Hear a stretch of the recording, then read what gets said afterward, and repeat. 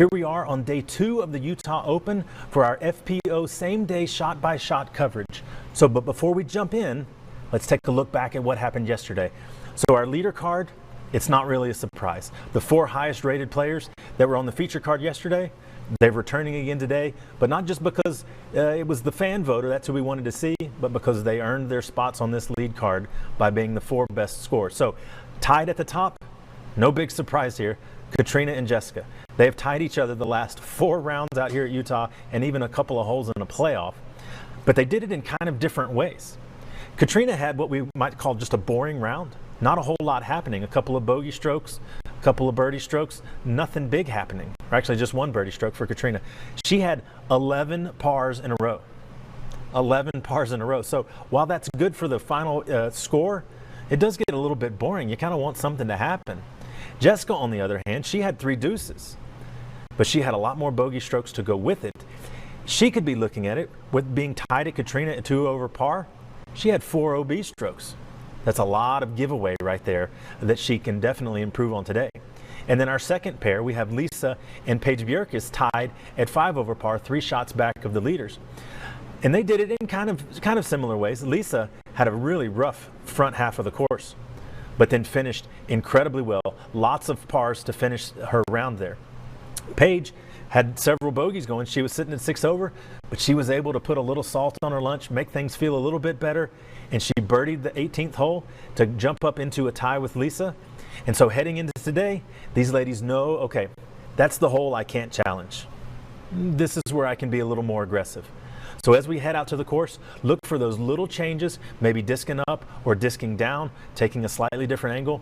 And I look for all of these ladies to improve their scores based off of what they did yesterday and the improvements that they can make as professionals. Let's head out to the course and see the action.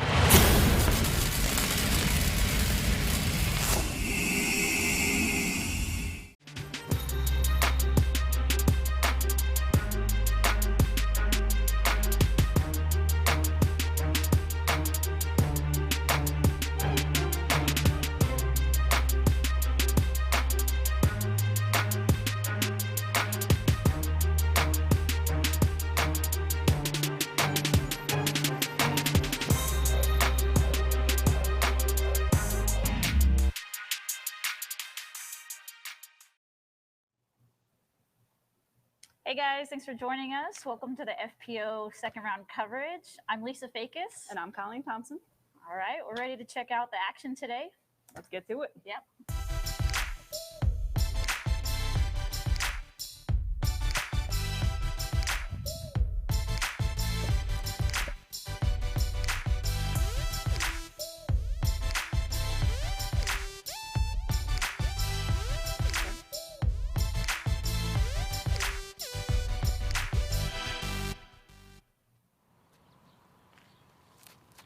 All right, taking off on hole 1 with Katrina Allen. It's a big par 4. Start the round. We're going to have water onto the right side, and Katrina did find that water. It's unfortunate. It's unfortunate indeed. I mean, this is a tough hole to start on, especially on your first hole. Luckily, this morning we didn't have as much wind as we did yesterday, so I think it played somewhat easier off the tee, which was nice, not as nerve-wracking on your first drive of the day. Definitely. With the less wind, I felt I could be more aggressive off the tee. Absolutely. It was a smooth shot. Thank you. Yep. Yeah. Great shot. That first day was a little rough, having a headwind right in the face. Yeah, it was the most wind I felt out in Utah. And a couple practice rounds were much less windy. Right. Not everyone seemed to execute pretty well. Just back going in that water was just a little Exactly, and she went well long in the water, so she had the longest drive. But, oh, wow. Yeah, just caught the second, because there's actually 2 bodies of water. Oh, she caught the second She caught body. the second Wow. one long, yeah. That's a phenomenal So it was a shot, though. crush, Yeah. no doubt. And I'm just trying to get it close up to those bunkers for my next shot up there. I was going to ask if you ever were to run it, to try and run that I just, in the circle. you know, I'm pretty much going full D on that one. Right. So, and then Jessica catches the bunker as well, unfortunately.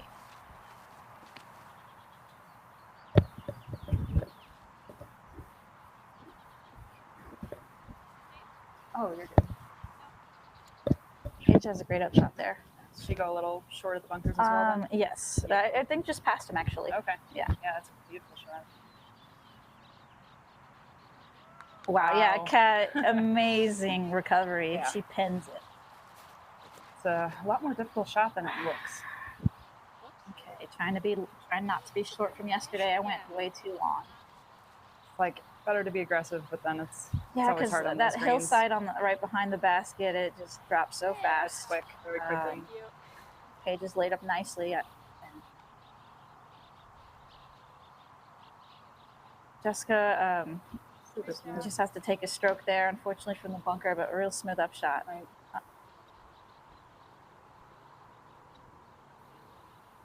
On the comeback, I'm outside circle 1, so this was quite a big pull.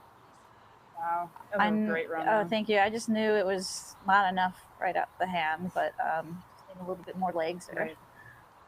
It's impressive to see all these up shots just sit up there too. I mean, I've seen so many rollaways just on the screen, True. so it's pretty phenomenal just to set one up there, even if you did hit in that So bunker, impressive. unfortunately. Yep. I love this backdrop too. The Yes. mountain. Oh my gosh. I think that's the best part of playing out here. The views. If you do have a bad hole, just look up and realize you're in paradise. Good call. Yeah, still Kat executing a great hole after that water shot. Kat is only throwing 3 throws here, but with the penalty, saves her par. Saves her par. Yeah, It's that's amazing. impressive. Super high level. Absolutely. So she was, can tell she was focused out the gates. It's awesome. That's still, I mean, this hole statistically in the first round played a stroke harder than par for the women. Such a tough way to start your round. Hole 1 is Absolutely. I yeah, agree. so much trouble. Moving on, hole 2, it doesn't let up on the trouble. You got water straight ahead, bunker on the left, as well as a green on the left. Wow. That is OP. Kat has the power to go for the pin, and Yeah, she gets it in the circle. Really Phenomenal. great. I was going to say, I don't think I saw many, if any, women running the shot. So. No, yeah, Kat's going to be one of the few that has the power that chooses to take that line as well. Paige is laying up there, Right. just shy of the water. Yeah, and I did that today. I thought I could make it the other day. And, yeah, I'm sure you can. It's just, it's tough. It plays a little uphill, it feels like, Right. and then just the trouble. it's a tough shot. It's a good 400-foot hyzer if you were to make it. Jessica goes for it in a different I was way, gonna which with this ask. flick, with a Wow. power flick. And there is going to be a sand over there that she's going to flirt with. So, It's definitely a tricky shot. yeah. I think what you did here is like the perfect play right, on that's this my hole. layup play here. Yep, just kind of throw a putter over that hill today with the low winds. Right. Paige followed suit right there. Always nice to feel safe on She that went in the hole. water long yesterday, so Oh, she was gotcha. really happy to do that. Jessica's straddling the line. She's inbound. So do I That's take huge. my meter? I No, go in there? I think it's a hazard. That's what I thought. So like even if your disc is all the way, This is also a, play it as I don't know how you feel about this rule. I Even if personally I'm really up like it this here, year, but I mean, the still have bunker to rule I've been mark it. playing, I this still is the don't take first. it. I agree with the rule. It's It's so completely. I Yeah. do too. I'm like, it rewards still a good shot in Yeah. a sense. You're not required to take it 20 feet, 30 feet back, and you can still execute a good putt. Mhm. But sorry, marking it. It's just no fun when you land in. Yeah, not exactly. marking You almost it. want I them just- to be inbound I sometimes. just Right, don't exactly. think that But this is my mark. and You understand? we're just chatting here over Jessica's lie. yeah, Well,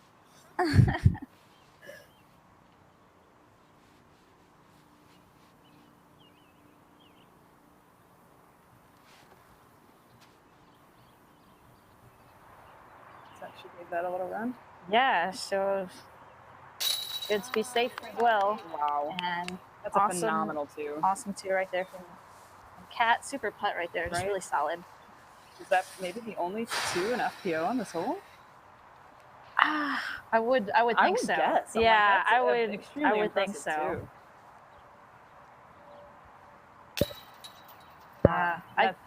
That's unfortunate. It looks like I took my time there, so that was. At the same time, I feel like I slightly rushed that, even though it's a hard one. Just one of those that gets away from you. Right, and I know don't know. those where I feel like I just should have taken a step back. Yeah, in a sense too, and I just feel laid off like my thoughts. half a second.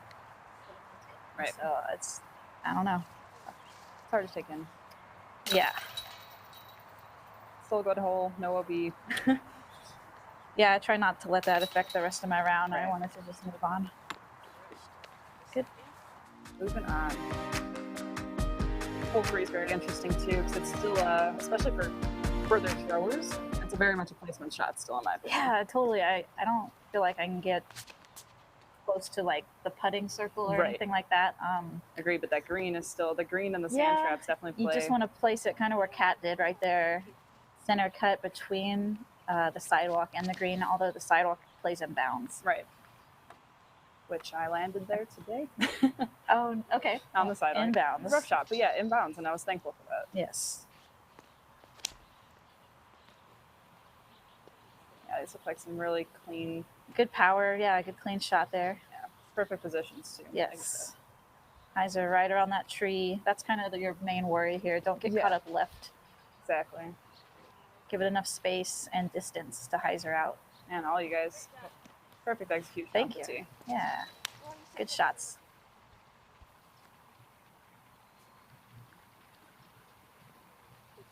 Straightforward. Yep. Damn, good page. Fantastic.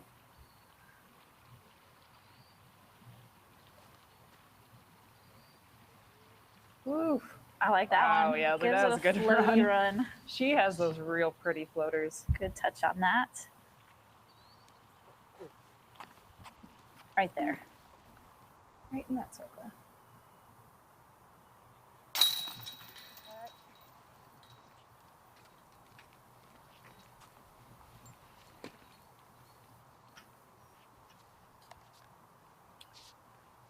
Ooh, she snuck under that tree. Oh no. Yeah, a little bit. Not too bad though. Nice. Good call. 405 feet. This one is just a kind of a tweener-ish. Right. Can't Just quite out get of there. reach for a lot of us, unfortunately. The FPOs, I feel the same way. Yep. But it's good to get your par. Yeah, absolutely. It's a really good par hole, and to be honest, I missed this, both times, just off this forward stuff of, Oh, just difficult upshot or difficult tee shot. It's still a precarious hole, regardless of it. definitely. Being just 400. It's a good golf shot. Yeah.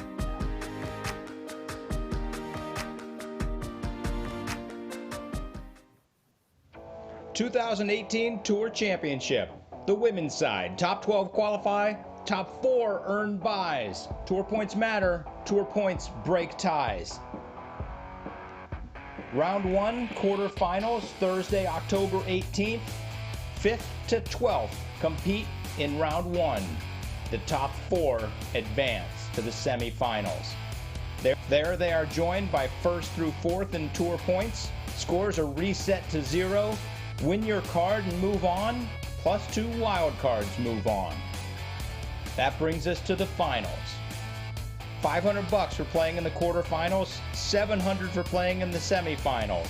4th, $1,000, 3rd, $1,250, 2nd, $1,500, first place, $2,500. See you October 18th to 21st. The Disc Golf Pro Tour Tour Championship, hosted by Prodigy at New World Disc Golf.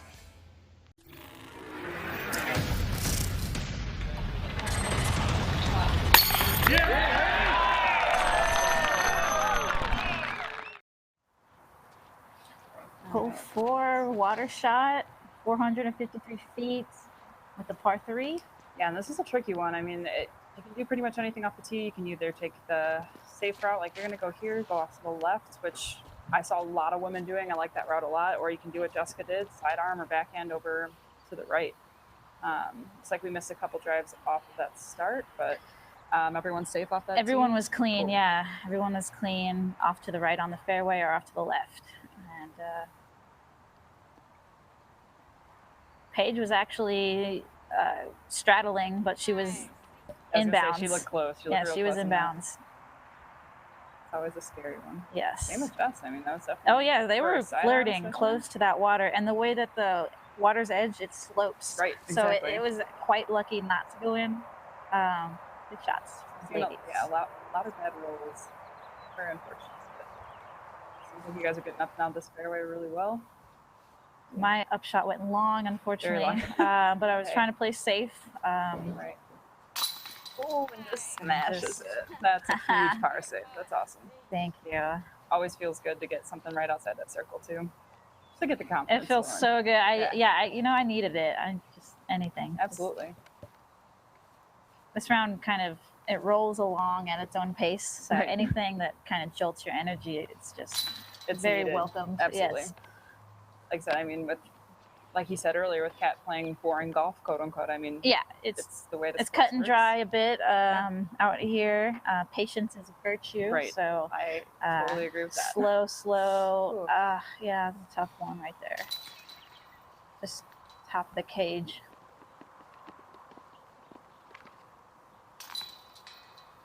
So really good Alright. hold on. I mean, to have some tap in pars on this is almost feels like a birdie in a sense. Getting over that water.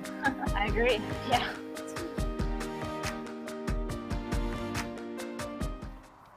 All right, hole 5 is a true par 4, 606. Agree with that. Got water on the left side, and then the OB on the right where the tall grass starts. There's a fence line there.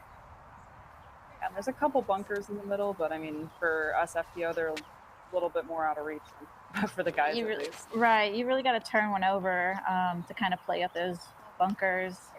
And this is the most common shot I've seen is the straight shot, but I think Kat executed that hyzer. Yeah, well, I was surprised to see her take that line, and she did really great. I don't think she did that line yesterday, but yeah, she pulled it off really nicely. Yeah, impressive. I mean, it's a safe lie, especially with that crosswind that we had today in the session. Definitely.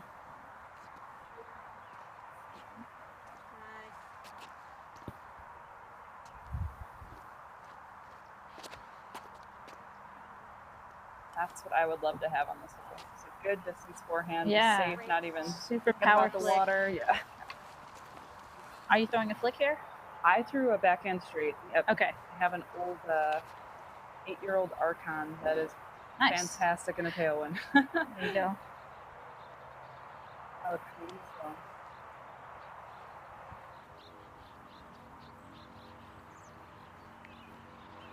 And trying to set up. Birdie would be great, but just want to set up your next shot down the middle. Really playing conservative with the water on the left side. Exactly. Just want to be long, and Jessica gets a lot of power on this and gets a lot of accuracy on her shot, and that's in the circle. Wow, that's phenomenal. That's what I was wondering if anyone. I mean, Amazing. it's 2 extremely well executed shots And to get that birdie. I agree. Yeah, just full power shots from top level FPOs can get there. Paige has the power, but it hangs out a bit on the right side. Caught her a little bit. Yeah, it's hard to play left because you're playing at the water. Exactly. Well, and I mean, it's almost like it's surrounded by water on the green too. So I mean, the approaches are they're testy, I guess. Wow, that looks pretty. Thank you. Yeah, you know, running that. I was giving that a run. That's awesome. Just a mini run. Right, just a mini. Because with the water, but also thinking, why not trying to. Well, right. I mean, you have enough room behind that. Exactly. I love those. Because these are kind of routine up and downs here that just a fun run. Yeah, exactly. Give it a little go. Markside. Yeah, exactly. And here's her second shot. Oh, but the putt unfortunately goes wide, but still an awesome second shot. To get yourself in the circle I don't think I've seen for anyone, a look at the birdie. Yeah, I hadn't seen anyone. Great power. I was actually wondering that today if anyone had taken a birdie on this hole out of the FPO. And that's a sidearm and a backhand, so I thought that was really impressive by Jessica. She's pretty impressive, honestly. I think she's extremely consistent. She even pulled out a lefty in one of our rounds. I was like, okay. So talented. Yeah, she taught herself lefty. Yeah, she's very skillful and definitely has a lot in that bag. It's a good cleanup. I know I'd be a little hurting if I was her, but still, it's a very well played Got to be hole. happy with the par anytime it comes. Exactly. No, Especially on a course no like conditions. You got to be happy with the par. Right. It's hard to do that. Exactly. But yeah, she put herself up there for that putt. That was really cool. This shows 28 footers are, I mean, they're always going to be a tester for you. Always, for sure. This is my favorite hole, is the island hole. It's just exciting. It's 261. It's a funny shaped island, but it's a tough one. It's just kind of deuce or die-ish. Exactly. Very deuce or die. The drop zone has a good look for a run if you wanted to execute that. Ooh, that's Paige almost dropped in that area. I was hoping she hit that tree. Yeah. It's nice that they gave that as an inbounds as well, right underneath that. Kat with the good advice on this hole. She was like, it's just an upshot. Yeah. It's just an upshot. That's a great way to look at So it. I took that mentality on the tee box, and me and Kat.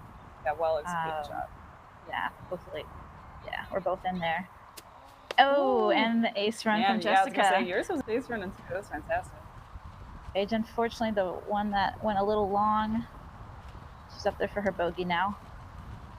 And I've seen both forehand and backhand on this hole, a lot more backhand, but forehand's just been a little tougher. Forehand is kind of blocked with the tree line. I looked at it today and then I was like, nope. Yeah, Went right back to my the wind backhand. for me, I wish I would have gone for it today. Oh, Yesterday okay. I did. The made wind it. was totally asking for it. But Exactly, you have to yeah. go wider than, but yeah, it's totally there. It's totally there, exactly. Jessica did it the first day, and I always, I'm always wondered, like, which one's she gonna do? You know, she's so good at both, like we were saying. yeah, she got the birdies both days with going Backhand and forehand, so that's pretty awesome. That's an all-around. It's good to have That's both. Awesome. Yeah.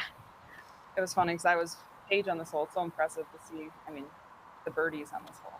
Right. I also took a 4, so I was like, it's always that hard because I mean, if you don't make it tends to be birdie bogey. right, one of those holes. So, but it is a good hole. It's definitely a tester in the middle of the round, especially after throwing a bunch of bombs and walking up. Yeah, the I like it. You know, love it. I like the opportunity. Absolutely. I think this course does have just those couple of them that you can just go for and It run, does. which is fantastic. Yes. So, They're few and far between, but Right. we like they're them. there, yeah. Yes. All right. Good twos on that hole. Yep. Moving on to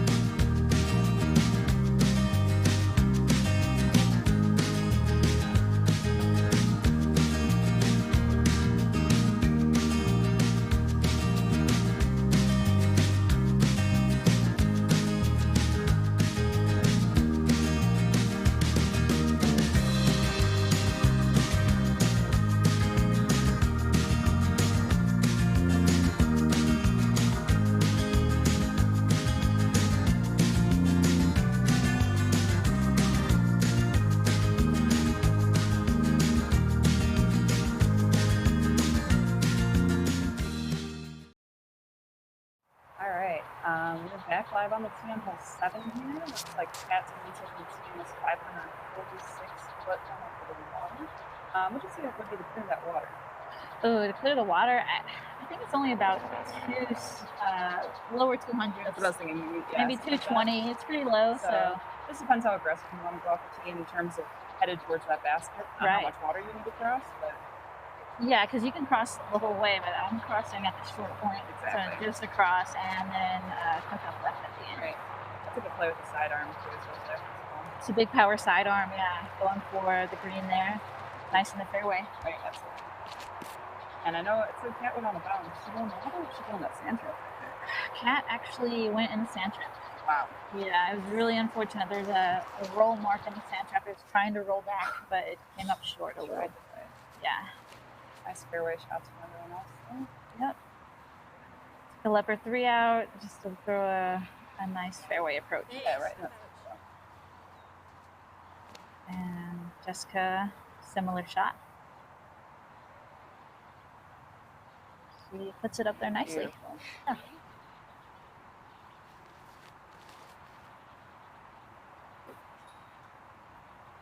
Like,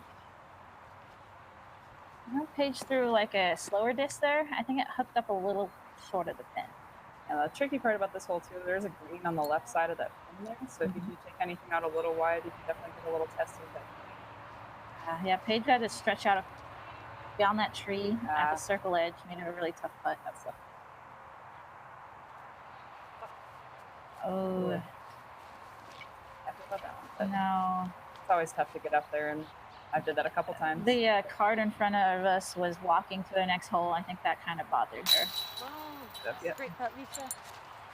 I'm always in those situations. I just wait it out as long as Yeah. I can. 'Cause Right. It just kind of, sometimes it catches you at an awkward moment. right, exactly. And Just throws you off. yeah, If it you can do can that. step off of it, Yeah, unfortunately, sometimes right. it's hard to.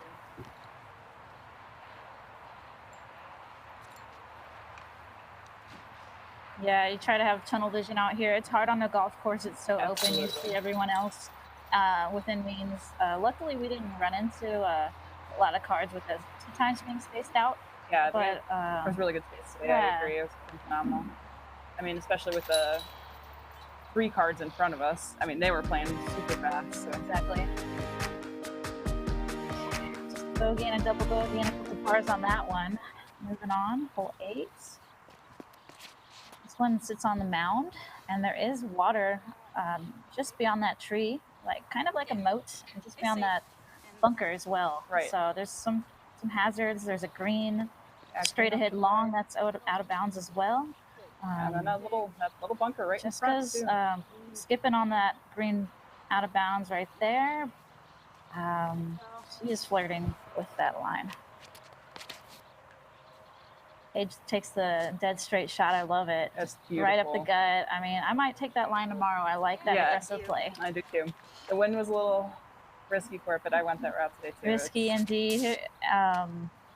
Speaking of it, that's one of the worst things, one of the worst outcomes, unfortunately, hitting that tree and then it spits her in the water. Right. That water is not visible off the tee either. No, it's so completely hidden. It's very tricky, especially if you don't know the layout of the course at all. Yeah. It left Kat with a really tough upshot. She puts it just above that OB bunker, luckily. Which is, that's impressive. Yeah, because it was a really tough uphill with distance to cover. Just to sit on that green is, Good height, just right. I was not happy. Yeah. Oh man, I just wanted to be Ball's above the basket. It's an impressive run though. Thank you. It looked good on camera. It did not. Yeah.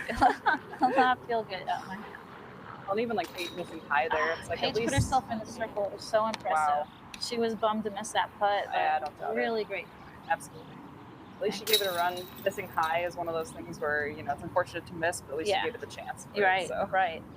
Kat was fortunate to save her bogey there as well. Absolutely. Just on a tough mountain approach, on that hill. Floater putter. It's a nice par though. Yeah. It's hard not to run that birdie when you're there. Totally.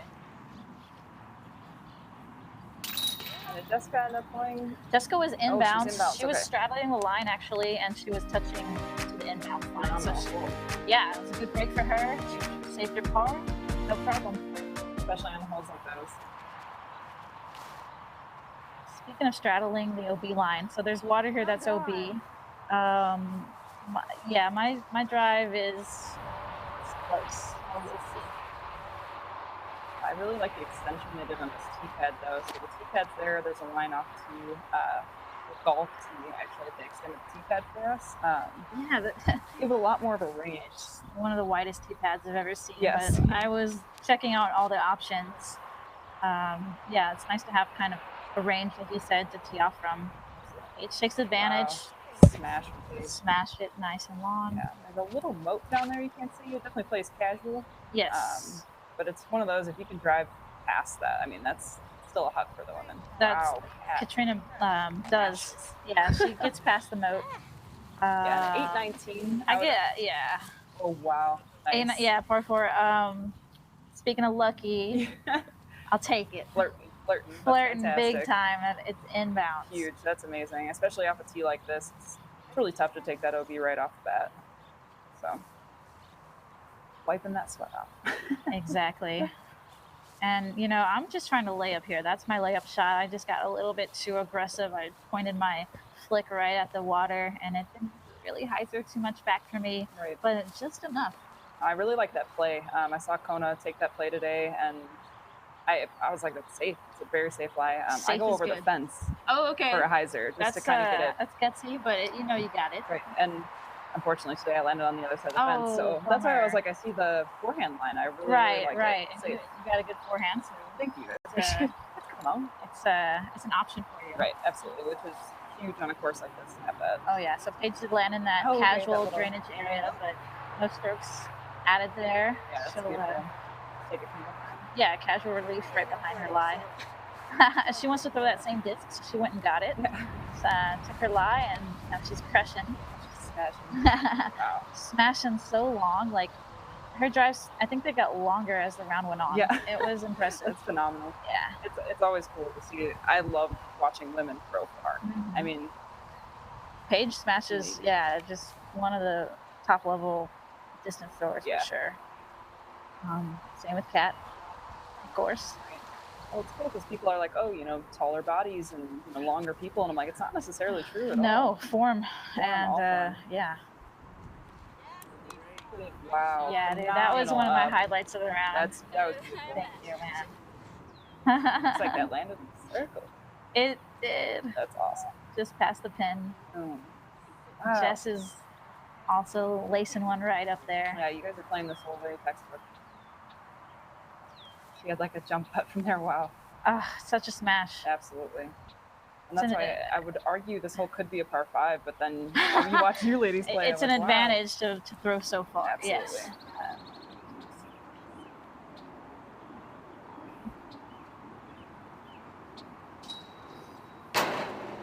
Hey, who's that in the back? Yeah, I was like, did someone see a cartwheel in the background? That was weird. That's too funny. It's a spoiler because you guys won't see my run. I birdied that hole, so that's why I did the cartwheel. So got to do that to kind of get your That's brain funny. back in the motion. So. Yeah, very, very impressive hole, all of you guys. Oh, thanks. Jessica just messaged a little low on that putt on the elevated pin. It's always tricky coming from down low. It is, yeah. What I tried to do on this hole was get on one of the hills that was surrounding in the Okay. circle, just to be quite even with the basket. So I was like, even if I'm not that close, I have an even shot. It's a which good really game helped plan. me out. Yeah, that's cool. Spoiler alert, Colleen gets the 2 on the next one. Hold 10. Hole 10 that we're about to see. Not really a spoiler because Yeah. we're not going to You watch guys it. don't see it, but We did see her cartwheel, right, which was awesome. just awesome. Yeah.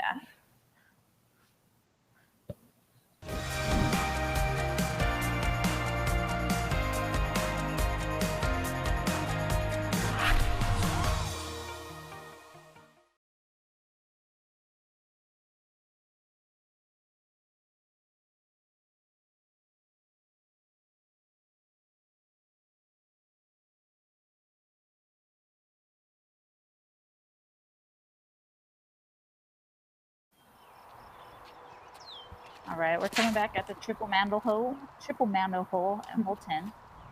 Oh, clean. Got through that, Mando. Through the middle. This is a tough shot. Overall, I've seen a lot of things like you just about to do here. That backhand. Yeah, most making people that. do the flick, but anything that goes through that triple mandel. Right, is- anything that gets what through you it is need. clean, and it's a really tough shot to get to the circle. It has to be a very Hit the tree, please. God, you suck. She pulls it just left. gotcha. Very close on that. So yeah, like I said, the high shot is really the parkable shot, unless you can get a real big skip.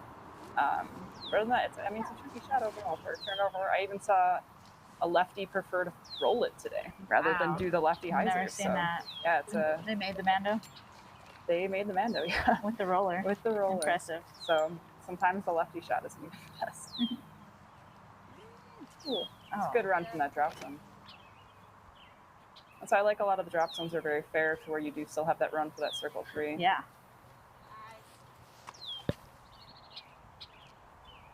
Yeah, probably the only thing that kept me sane this round was putting this in the circle. That's an Okay. amazing pull. It plays longer than 285, I feel I like. completely agree, absolutely. Just because that angle you have to get off the tee. as Yeah, well. definitely. Smash. Oh, great run.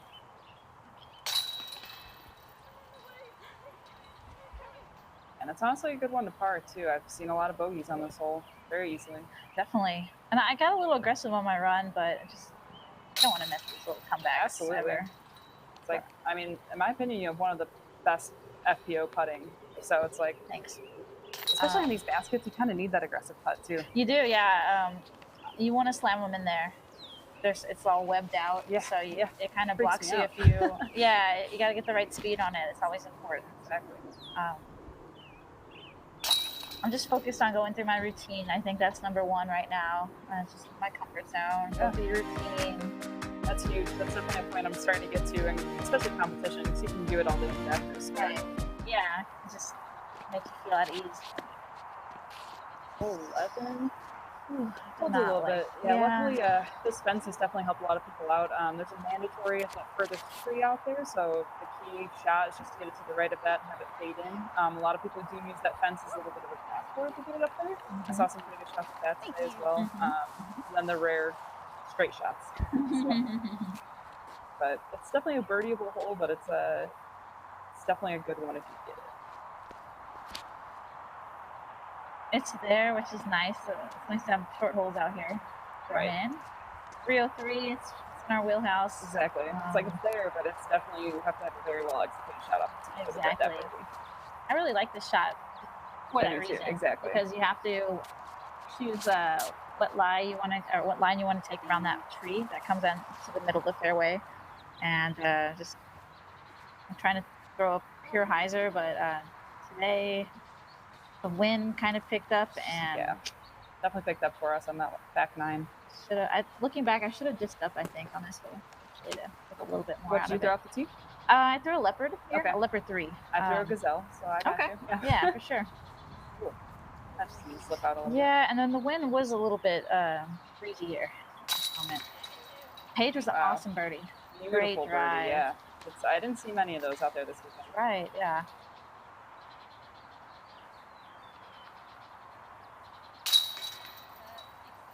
And I was part of the round, hole 11. I'm feeling like a little bit, Yeah. a lot of sun today, a little tired. Definitely. Just don't want to drop these little putts. Right.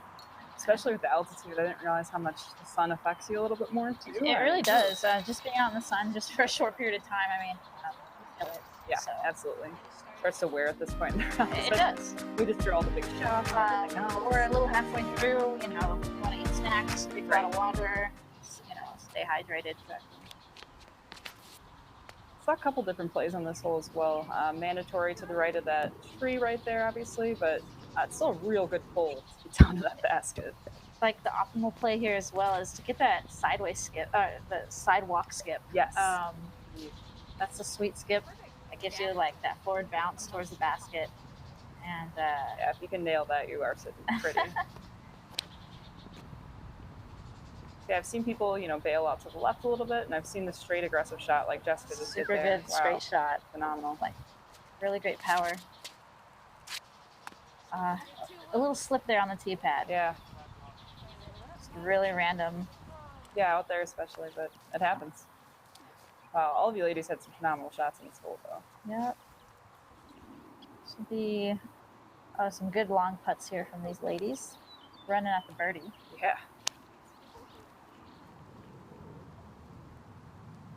Man, for a slip, she still had a really good shot. Yeah, great power. If she was complaining about just having a slick spot on the tee pad, it was just a random slip. Yeah, that's always random. Wow.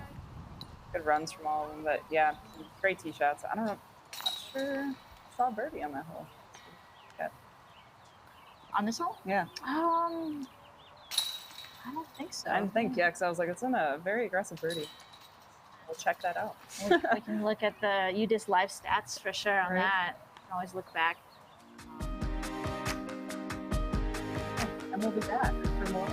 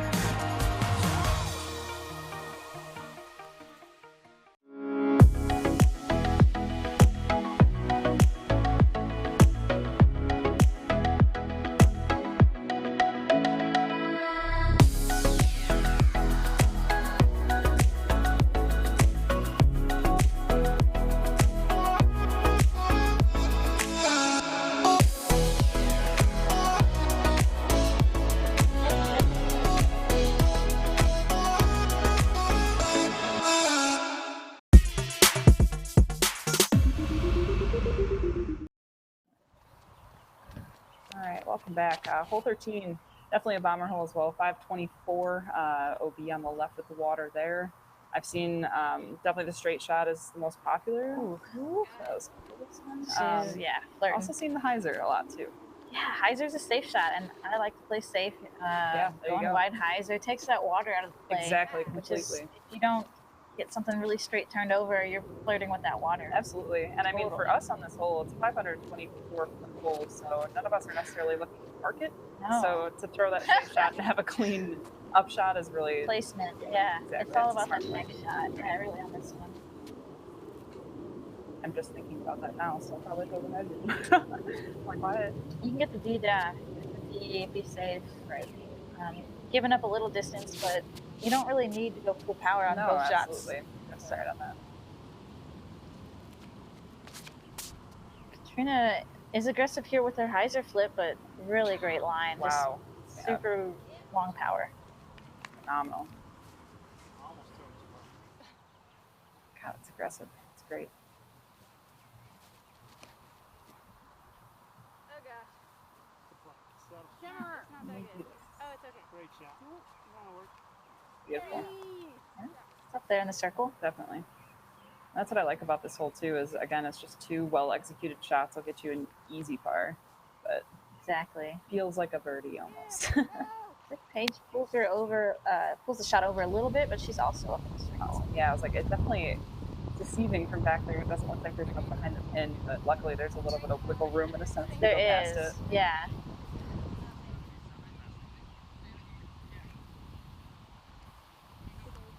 Nice little sand silver cat. Wow, that was a very far drive.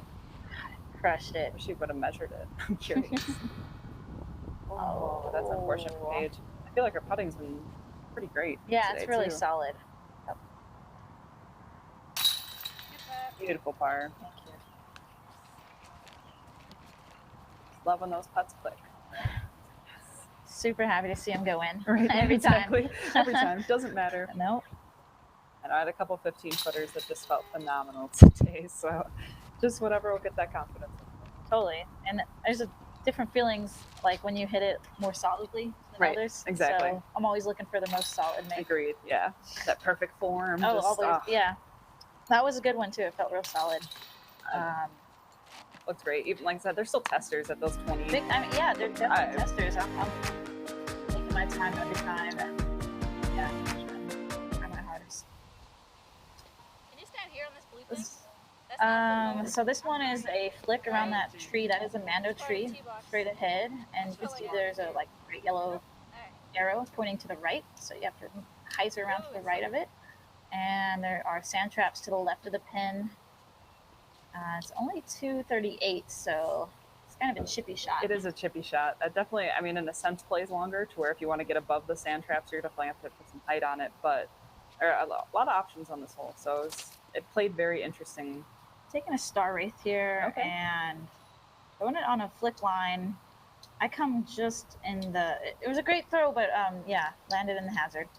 There's a little pocket up there that I've seen just a lot get caught in. Yeah, it was fighting, but it stayed in. Jessica gets an unfortunate roll down the hill. Stays clean. Katrina. I always love when Kat pulls out the forehand. Yeah. She has a great forehand. She as does, well. yeah. She got up there on the mound. Tricky too, because and yeah, a couple people I saw the backhand shot as well. There's the backhand line. Unfortunately, she catches those leaves. But it's easy up and down. Right. Oh, she thinks she goes in the hazard long, but she is clean and sweet. Right. And being where Kat and Jess are tough too, because you're in the circle, but uphill, you have hazards right behind you. Exactly. How much do you want to go for it? How aggressive do you want to be? Right. Jessica gives it a good run. Absolutely. I was like, just having that you had a phenomenal shot. Yeah, see, I was fighting to get out of that bunker, but, left myself a shorter putt, which is nice. Yeah, beautiful. And this is, again, one reason I love this bunker rule. I mean, you're not punished for your good shot. Exactly. Take it where it lies. Par. I love it. Yeah. Yep. With the penalty, unfortunately. Yeah, unfortunately. Still feels like a birdie. I'll probably throw a similar shot tomorrow and hope for something better. Absolutely. It's hard not to. I did the same thing today. Went a little long, but I mean, yeah, it's a tricky shot. That's why I was like only 238, but it's definitely a very hard one to birdie. Mm-hmm.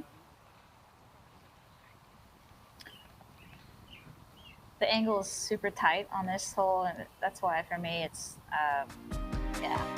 It's tricky. Like you're saying, it's super hard to get that birdie line. Right, I'm throwing a laptop Firebird. I mean, one of the most overstable things in my bag just to try and get that angle right.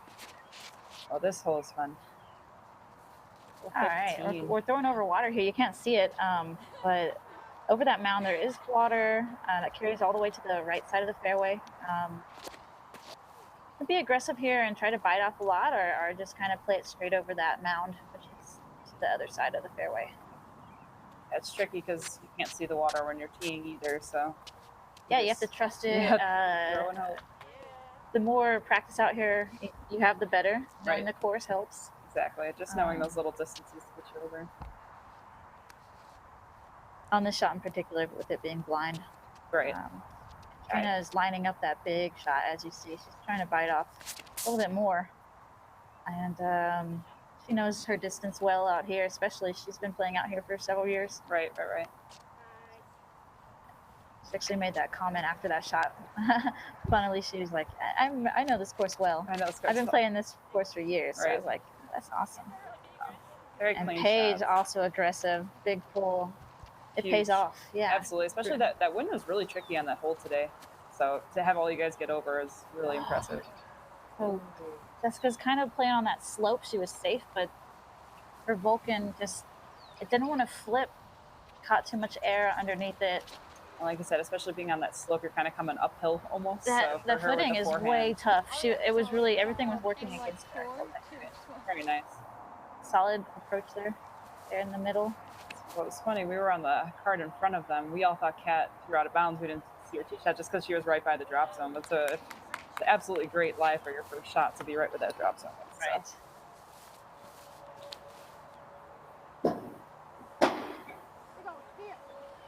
Paige got full power, straight shot. Right. Impressive. Well, it's extremely impressive to see you guys up there for opportunities for threes on this hole, especially. Yes. Because this is 1-2, in my opinion, would be almost a par 5 for the ladies. So I'm like, and a 3 would almost feel like an eagle in my opinion. Oh yeah, no doubt. I'm laying up all day, just for the 4. Right. So these ladies are actually giving it maybe long runs here. I mean, that's a pretty long run though for the right. But still, I mean, exactly. Be that close for us. And there is water just beyond the basket, which is something that flirts. I mean, with every shot on this. Absolutely. Which makes this one of the hardest holes out here. Especially even on a putt, to just hit the basket, pick up and roll. Very well executed par. That was impressive. Thanks, man. That was a big one for me to hit. I felt really good about that. Absolutely. Yeah. Especially on that hole, you're looking right at the death putt, exactly. right at the water. That is an unfortunate break for Jessica there. She had a really good approach, though, coming onto that. I'm going to still only take a bogey. It's not bad. Yep. Clean it up.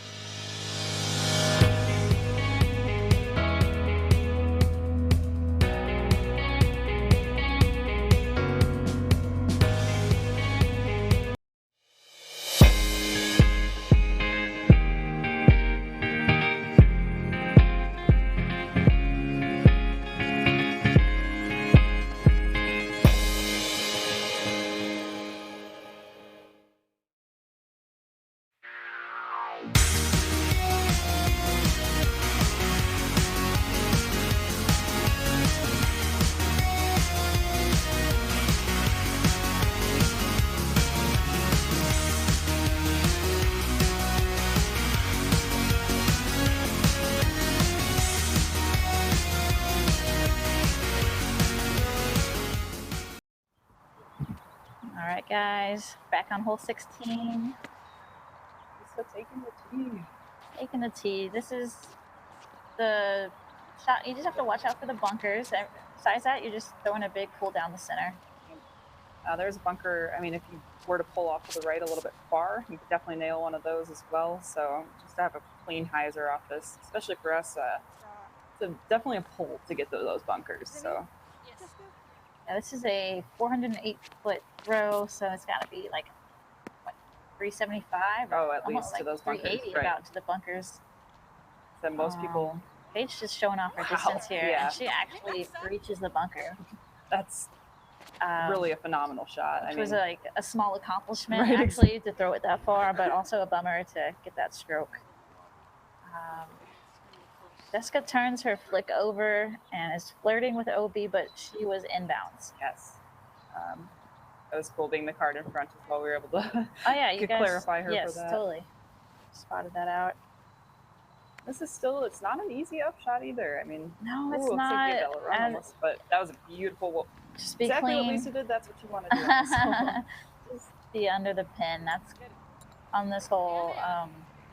We'll just have a floater enough to stay there too. I've seen a lot of rollbacks that are. Oh yeah, definitely. Unfortunate. You want that soft landing. What a shot from Paige. Yeah, Paige puts it all the way up there in the circle on her drive. Unfortunately, the putt doesn't connect, but she gets her bogey. Yeah, that's still big. Like she said, I still feel good about Still amazing. the drive. Yeah, absolutely. Oh yeah. Just to save a par here. Oh man, it trickles out the right side on an Anheuser putt. Unfortunate. Yeah, that's very unfortunate, especially for a well-executed hole. I mean, that upshot was almost perfect. Being on top of that hill isn't a bad spot to be there. Good par streak, so. Got a good par streak going here on the back nine. Yeah, absolutely. With 2 holes to go. Happy with holding the box. Got 375 to the pin, and there is water long. There's water. See where there's that spotter? He's hanging out right there on the water line. Oh, it must have just slid in there. It looks like maybe that's unfortunate. I was surprised, but yeah, red paddle just long in the water there on that shot. Kat with a much smarter play. She hyzers out to the left. Nice hyzer. Lots of grass over there. Yeah, there's a bunch of options. I mean, I've seen the straight shot beforehand, hyzer. I mean, whatever you can do to get up there. Paige showing off her distance again. Wow. Got to the sand trap on the previous hole, and now she's up in the circle. That's extremely impressive on this hole. Awesome. Yeah. Super awesome. I mean, I was personally even scared to take a driver out. Such a smarter approach than I had. Because like, I took out my fastest, flippiest driver, and which was not a good idea. Hindsight. Right. Like you said, the wind picked up. But yeah, Jessica picked. She had a really nice forehand shot as well. And you must have. Woo! That would have been the most beautiful 3 in the world. That would have been nice. Yeah. To save it. Gorgeous run though. Ouch. But next time, just be cleaner. Hopefully. Yeah. Yeah. Unfortunate miss there. Good run. It's impressive to see everyone up. And look at Paige's drive. Phenomenal. I don't think I've seen a drive that close this weekend. She's got to be. It's so tough with those elevated pins. Absolutely, especially the water right behind it, just a little bit in more the face. pop on that. Yeah, exactly. You don't want to really throw it that hard. Unfortunate break. Another one of those Annie just trickle outs, unfortunately. Well, and with the Prodigy basket and the elevated basket, I mean, you really do have to have an aggressive putt. That's very true. Oh my exactly. gosh. That's, I think, the perfect example. There was something happening there that. I mean, like I said, if it catches the face, it's just going to push that's it right crazy. back out. I was in my own little area. I didn't actually see any of their putts spit out. That was dirty, especially Kat's. It's hard to watch. Wow. Because I think that's the thing about some of these shots too. It's like it's a great shot. It just wasn't actually. Yeah, like you said, you really have to jam it. The angle matters. Right. That's why I think the elevated baskets are so difficult. Yeah, Paige just needed a little bit more pop on her putt. Same with the other ladies. Got a lot of purpose and intention on their Absolutely. putter. There we go, hole 18, that island. Fun one. Nice and short, 207. I have to say, on the first day, after I checked out the course stats, the women were playing this hole better than the men, score-wise. Amazing. We averaged like a 2.6, and they averaged just above a 3. So go ladies. Go ladies for sure. That's awesome. Safe in the island. Yeah, it's just either, a nice putter, nice mid, straight at it, little hyzer. I've seen the forehand as well. Oh, no. It's an unfortunate break. She catches the fine. I was wondering if she got the bounces wall. back short. Yep. The only downside of these walls, you just got to make sure you get over them. I've seen some people sneak under, but that's not going to happen on this hole. This is the play I was wondering if people were taking to was around the tree. So a very nice shot from Jessica. Definitely. Just safe on the green there. Just inside the circle here, death putt. I was like, Oh gosh, off the cage. see, and that's, I mean, you're a Off the very cage aggressive putter. and So. in the water. Yeah, you know, I pondered that one for a while, but Right. wanted to go for it. That was a nice. It's hard not to being that close. I don't blame you. I don't know. Just I was hoping even if I missed that it would stay in bounds, Right. but to miss and go out of bounds, obviously that was a real possibility. That was really disappointing. Oh, thankfully. However, stayed in it's not those. gonna define my round. Still had a good round. Still hanging in there. Kat has a 1-stroke lead over Paige and Jessica, and I'm 1 back from them, hanging in 4th. Kona's 3 strokes back, tied with Karina. So we got a good race going. Thanks for watching so much, guys. We're gonna bring some more live coverage back tomorrow. Absolutely. Stay tuned. Yeah, I'm Lisa Fakis. And I'm Colleen Thompson. All right, peace out.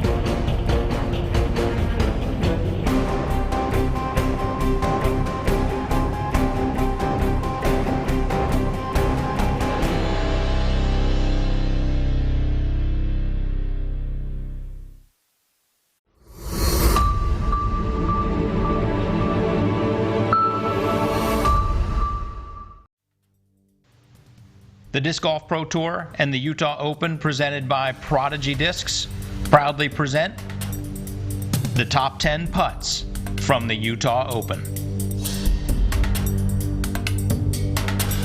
Just under 50 feet, probably, onto an impossible basket, of course. I thought I was closer. Yeah, not it'll as close as I thought. Best in from the sand. Oh, with the That's so snow-capped good. mountains That in is the so back. good. Just pure. Ooh, look at you.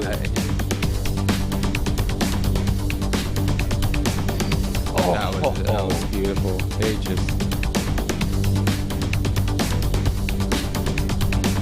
Oh, Wow. That the truest definition of a death putt. Bobby pretty much threw it straight through the gate. Oh, huge jumper. And Oh, look at this. If he gets a follow flight and a slow mez in the same hole, that never happens. two action right there. Yeah, it should be. Ooh, Data feeling it early, throwing it into the snow-capped mountains. Oh, good putt. Oh, and the slow mez. Oh, I love getting the slow mez. You deserve it on that one. And I don't think he's going to be laying this up. No, I don't think so either. Oh my goodness, and there you go. Oh, look at that slow Oh my goodness, the point at the camera. He said, "Did you get that?" Oh, that is sweet. And with the slow as they say.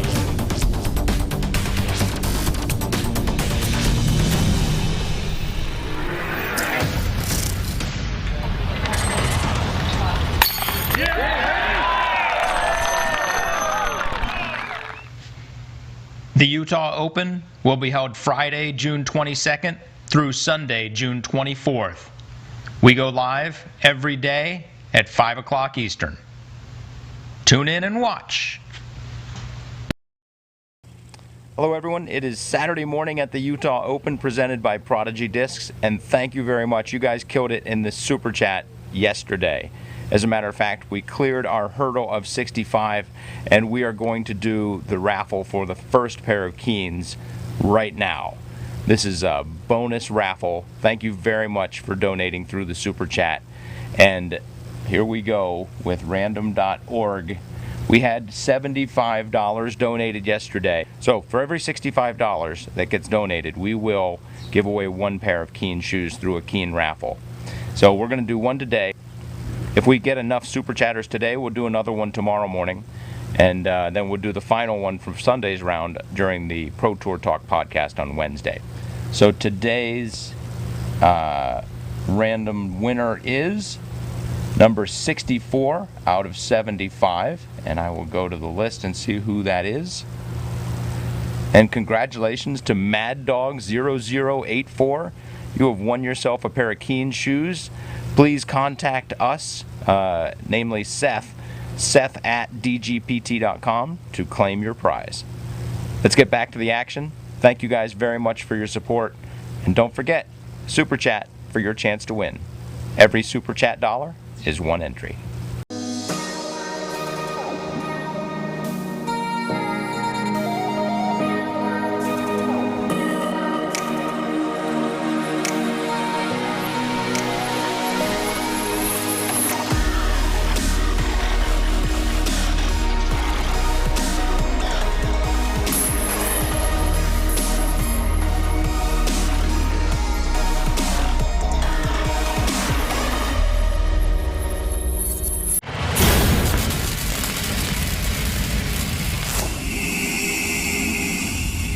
Well, round 2 of the Utah Open is set to begin momentarily. So before we head off on that, let's take a look back at what happened on day 1. And here's the word of the day, brought to you by the letters O and B. Everybody had it. And I'm not just saying that to be, exaggerating. Literally, everybody had OB. There was not one person, at least I looked through the top 44 people, and then I stopped looking at that point because I was beginning to get depressed. Everybody had at least one OB stroke. And so the story of the day is not just that the course was playing that tough, it's that it's going to be exactly the same tomorrow. You're going to have to make these changes. You're going to have to decide when to be aggressive, and you're going to have to live with some OBs and some bogeys because they're going to happen on this course. But really, I think what a lot of players are doing, or what they were doing last night as they're getting ready for today, is thinking about the what ifs. Let's take a look at some of the OB totals that happened. So right now, Paul is the leader at 10 under par, and he had 3 OB strokes. Ricky is at 9 under par, and he had 2. So both of them could be doing even better. Garrett Gerthy, he's 5 under par. You may think he's way back.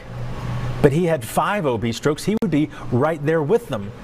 And it's not just these 3 guys. Colton Montgomery was on the lead card yesterday, or on the feature card. He's 4 under par and had 6 OB strokes. He would be at that 10 as well. This sort of thing was happening to so many people. So there's just some very small changes that need to happen for lots of different people to be in the discussion. Because right now, the leaderboard is very packed together. And so if you get a couple stroke improvement, you could go jumping way up the board. And if we look at last year's scores, there were several players that had massive improvement between first round and the second round. Anthony Barella improved by 7 strokes. Joel Freeman by 6 strokes. Josh Anton by 6 strokes. So we see that players, once they get used to this course, they're able to drastically improve what they did the time before. Now let's take a look at our lead card and kind of where they can improve. Right? So Paul had a pretty clean round. However, he went par, par, par on 10, 11, and 12, the 13th, 14th, and 18th easiest holes on the course. Paul had no birdies. That's not something that he is used to doing. Ricky, he was -5 in the last 6 holes, so that's really good for them. However, he was +1 from holes 3 through 7. Massive improvement that can happen for him. Now, the other 2 guys that are on the lead card, maybe you heard us talking about Lewis Bitney yesterday during the coverage, because he was sitting as the clubhouse leader for hours and hours and hours. It wasn't until the last card came in that he lost his lead there. But even Lewis, he was even on the last 3 holes. Those are birdies that he can get. And then rounding out our lead card, Preston Johnson from Arizona.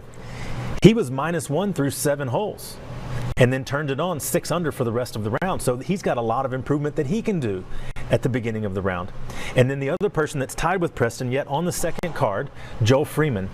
He was even par from holes 9 through 13, a 5-hole stretch with some of the easiest holes on the course that he had 5 pars. So these guys are looking at what they can improve, and there's lots out there. So heading into today, I think what they're going to be doing, they've thought about the improvements that they can make overnight. They've thought about the shots they can change just a tiny bit, or maybe step up 1 disc in stability, or step down a little bit, or maybe be more aggressive on that hole. I think these guys are really ready to go. This is one of the benefits of playing the same course over and over, is that while you're in bed at night, while you're eating dinner, while you're eating breakfast the next morning, because these guys aren't teeing off till way in the afternoon, shoot, while you're even eating lunch, you're thinking about these little changes you can make. And these guys are good enough that if you give them a second chance, most of the time, they're going to make the correction, and they're going to make it very, very well. So I think this group that's all hanging out, we've got, 19 people within 3 or 4 strokes of the lead here. I think we're going to see that whole crowd. It's going to be a sprint. Today, I think, is when we're going to see the moving day, because they're just going to go for it, right? They're going to really put it out there, whereas on tomorrow, that's when they might start jockeying for position, being happy with 5th place or wanting to challenge for 2nd place, things like that. But today, I think we see the entire MPO field pushing to be aggressive. So let's hit the course and see how many birdies we can see.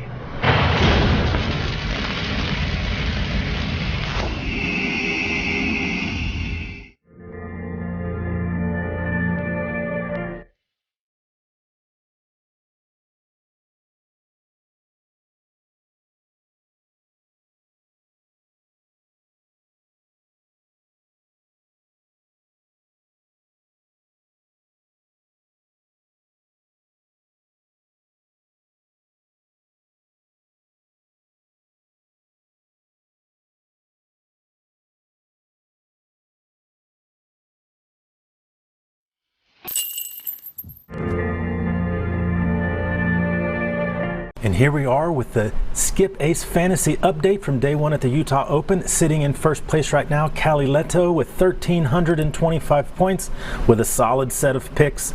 Paul, Drew, Joel, Garrett on the MPO side, and Katrina and Jess on the FPO side. However, the perfect lineup was available. With our surprise Preston Johnson on the lead card, you could have picked the perfect lineup and had 6 points to spare.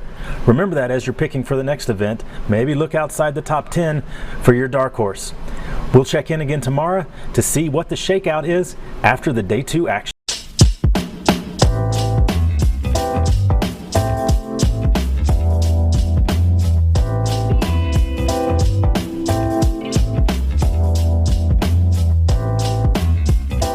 Hey Devin, how's it going, bud? How you doing, Dixon? Hey man, I mean, look behind you. There's mountains. It's green grass. It's 80 degrees. It's fantastic right now. I'm pretty excited about this. So you've been on the grind for a while. You've been playing disc golf. Like, how does this place look like in relation to some of the other courses you've been to? It's very different. Yeah. We have mountains. There's very little trees, but we've got a lot of water. Card fairways. It's mowed. We've got a clubhouse. We've got people fishing out our disc all the time. So this is different than Oklahoma, huh? Way different. This is a facility for sure. Okay, so you've been grinding for a while. What were you doing like before disc golf? Is there a before disc golf? When did you find it? I found disc golf when I was like 15 years old. Before that, I played like 6 years of baseball, and I think I played like 1 more year of baseball, and then I found disc golf, and it's really been full-time disc golf since that age. What kind of music were you into when you found disc golf? Or were you like what year was that? That was 2004. Okay. So what is that like? Is that like Blink 182 and like Sum Blink 141 and that sort of stuff? Yeah, and like Ivel 65. Yeah. Evanescence. Were you like secretly in love with Amy? What's her name from Evanescence? No. Okay, so I mean you've traveled the world. You've been a lot of places for disc golf. What's been some of your favorite stuff? Man, Japan. Even though I had a broken leg in 2014, but Japan was an awesome experience. Seeing all the videos I watched on YouTube and hearing it from Felberg and all the top pros years ago, that was one of my most memorable places traveling. And then getting that passport stamp. I've been traveling for the passport stamps, and that one was just like, I went all the way across the earth and seeing like the Asian culture, and like I stuck out like a sore thumb. So it was like the first time like being in a place where it was culturally different. Yeah. So that was awesome. You mean the Central Oklahoma is not like Japan? No. Not like where is it at? Osaka? No, Tochigi. Tochigi. Okay. All right. So let's say you've been working hard at disc golf for a while. Let's say in a couple years disc golf just ceases to exist. What are you going to do? How do you make money? What's your passions? I really enjoy cooking. Really? Cooking has been like one of my things for a long time. My mom cooked a lot in front of me, and I really took interest in it. So I mean, I could see myself opening a bar or restaurant or doing something like that. So if we threw you in a kitchen right now and said, make something to impress the disc golf crowd here, what would you make? Like, what's your go-to recipe? I'd probably go with something like pasta, just because it fills everyone up pretty easily. But maybe like a chicken Alfredo and something like that with like some creamy Alfredo sauce. Have you experience working at restaurants or in the food service industry? I do. I worked like 3 years before I really started touring full time. I worked at a sushi restaurant, and I was a waiter / chef for a while, but I was majority of a waiter, and I did really well just because I had a good story in disc golf. I could relate with people and go into their home parks and stuff like that. And once I accumulated enough money, I kind of like said disc golf was my venture. So I've been venturing on disc golf the last 8 to 9 years. It's been a good journey. Okay, so let's say you got to just move anywhere you wanted outside of Tulsa to go do whatever. Where are you going to go? What would you want to do? I found it last week. Okay. I got some good friends, Nate and Jesse Westbell. I met them in 2011 Worlds, and they were living in Seattle at the time, and Nate was from Port Angeles, Washington, and he told me all about it for years. And finally, after the Beaver State Fling 2 weeks ago, I went up there and I spent a week, and I believe that's where I'm going to end up. It's got mountains in my backyard, and in the front yard I can see Canada and the bay to the ocean, So it offers a lot, but I don't have in Oklahoma, so right. It's a pretty exciting place. So are you kind of ready to like settle down from disc golf, like kind of move on to whatever the next stage of your life is? I mean, I could see it coming around shortly, but yeah. I'm going to do it as long as I can, and as long as I feel like I'm capable of competing at an elite level. I don't want to be like a Brett Favre and come back and forth and do that, but I do see myself settling down and trying to figure out like the business side a little more. Right. Man, the whole point of these interviews is for you to like make friends with people. I think you just alienated like the whole state of Wisconsin and in Minnesota there, bagging on Brett Favre. Come on, he's a legend, but he could have retired many years ago. All right, hey Devin, thank you very much for your time. Hey, thank you, man.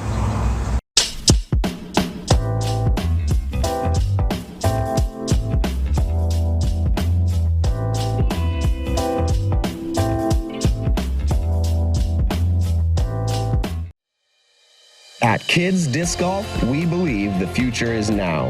Talented and skilled junior disc golfers are getting ready to join us for the first ever United States Junior Disc Golf Championships hosted at Smuggler's Notch Resort in Jeffersonville, Vermont. Smugs boast world-class amenities and an experience like no other. Join other junior disc golfers and their families August 3rd through 5th and make this a family vacation you'll never forget.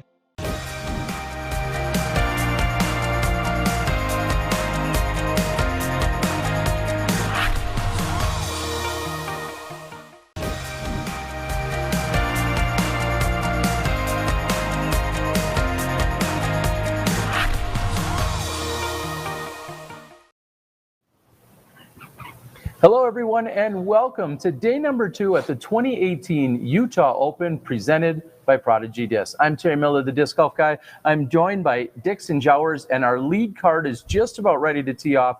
We're going to give you the shots and call the action throughout the day, but let's head out to hole number 1 right here in Ogden. Are you currently looking for the one? How do you get hooked up usually? Through friends, Players' parties, sometimes even fans. and how's that been working for you? Not so good. Have you ever tried looking online? Never. You should check this site out. Oh my gosh. Wow. Find your go-to disc at blankinkdiscs.com today. 2018 Tour Support discs available now. Gotta get one. I need one.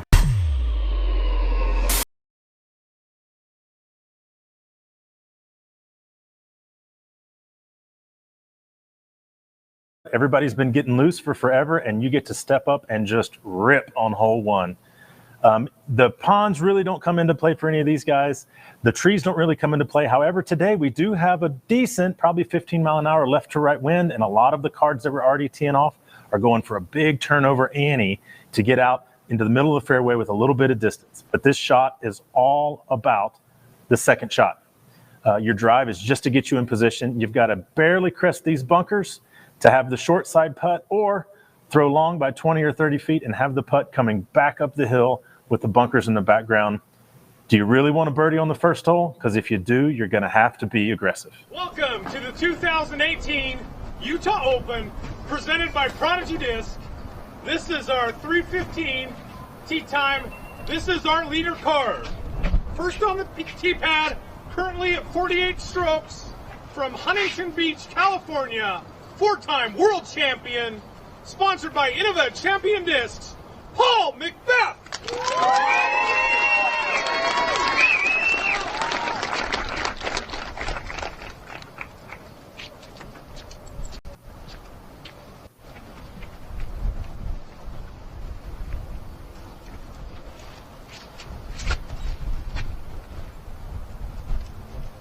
Paul says, I don't need no stinking Annie. Just give me my destroyer hyzer and I'll put it 450 out there.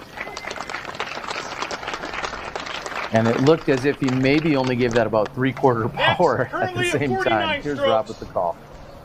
From Fort Mill, South Carolina, he's your 2-time and current world champion, also your current Utah Open champion, Ricky Wysocki.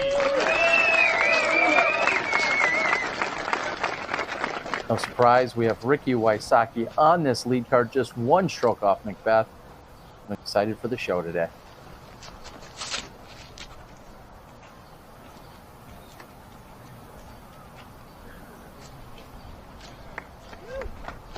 Yeah, right there by Paul. This is just a super safe place to be.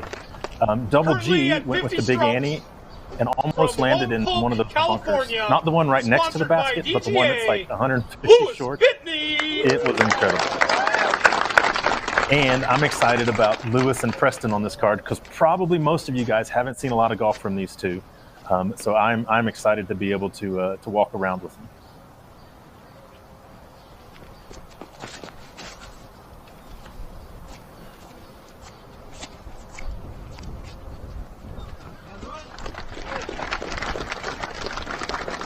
Lewis has a unique style in clothing and throwing. You can always count him to have that hat. You can always count on him to be in blue jeans. Prescott, Arizona. He's the OG Corey Merle with that look right there.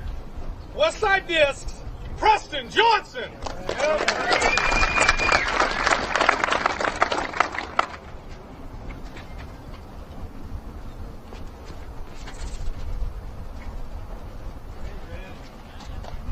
There's a good start for the guy that quote unquote doesn't belong on this card. Just a solid shot. Way to go, Preston. And let's catch up with our first sponsor here. Bag tags are a great way to get the word out about your local disc golf scene or event. With the included loot, both traveling players and locals can represent your local scene wherever they go. And ordering is easy. The minimum quantity is 25 tags with discounts for larger orders.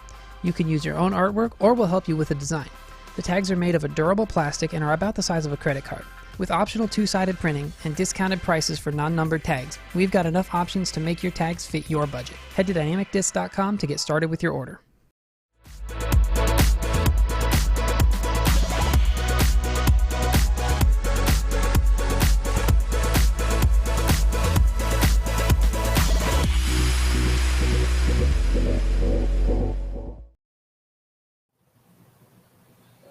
Welcome back, everyone. Terry Miller, along with Dixon Jowers. And Dixon, just actually outside of our window, rarely can we actually say this, we're seeing the gallery move down hole one's fairway. Pretty cool.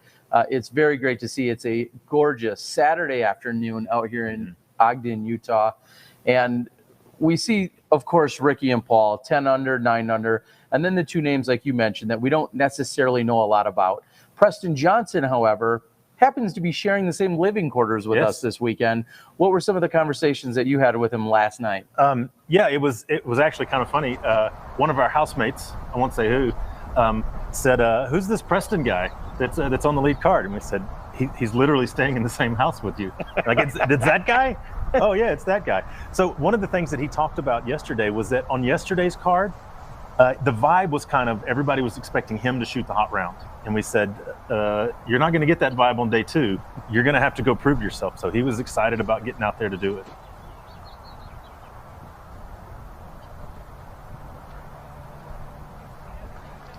And his first approach shot is just deep of the basket. That's going to be really a great position because you're going to be able to get aggressive and you're putting uphill, but it's not so long that you're going to have to put too much on it and bring those bunkers into play. Well, and he's got a little bit of an angle, so he can kind of hyzer away from the bunkers. So a good spot for him to be on his first putt of the round with the 2 best golfers in the world. And Lewis Bitney also giving it plenty of power. Now he's a little bit deeper. He's moved himself outside the circle. Lewis, I checked in with him a little while ago, and he's just excited to be out here. Of course, he's got a smile on his face, as he almost always does. And I asked him, I said, let's take a quick look at your bag. He throws a lot of Hellfires. He throws some Torrents. He's sponsored by DGA, one of the Disc Golf Pro Tour sponsors. And he said, I said, what's up with the orange? He's like, just easy to find. So every disc in his bag, except for the one he teed off with on hole 1, is either red or orange. That's useful. And there's Ricky. That disc probably was only going to go a foot past the basket if it was flat. But because of that slope, he got a little bit of an angle, a little bit of a roll, a little bit of a skip, and he's got a circle's edge putt for hole 1.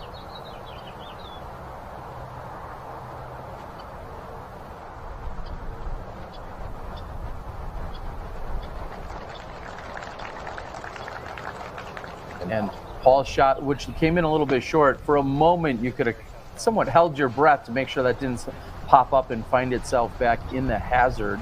Now, throughout this entire weekend, we're going to be playing, of course, the sand traps are considered hazards. What does that mean for scoring and for penalties, and how are they played? So you score it the same as you do an OB stroke. You get a penalty stroke for landing, being completely surrounded by the sand of the bunker. However, instead of taking it to the last place you were out of bounds the way you would do with a typical OB shot, you play it from the hazard. So even if you, it's in this one right here, even if you landed in this bunker, that's still, for a lot of the place in the sand, you're still inside the circle. So it gives you an opportunity to maybe try to save a stroke or two instead of having to go 30 feet back on the backside of the bunker there. Well, they will come into play, I guarantee it. We'll talk a little bit later about who's managed to stay clean of either OBs, hazards, or possibly bogeys. And I'm sure that list is very short.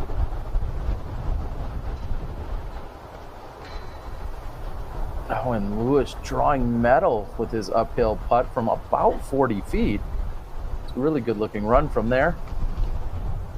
I'm curious to see how Ricky's going to putt today. I watched him for a little bit at the practice basket, and he was chipping the paint off the front of the cage over and over and over. He was dead on line, but a little bit low.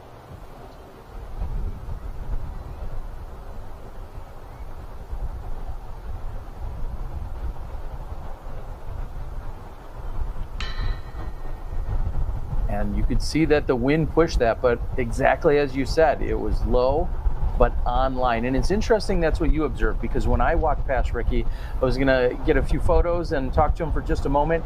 He stepped out to about 38 feet and drilled dead center 3 straight pots. I said, wow, it's gonna be like that today. And he said, I gotta make them for the camera. Well, I think he should know that there's more cameras on him now than ever. So time to start making those, Rick.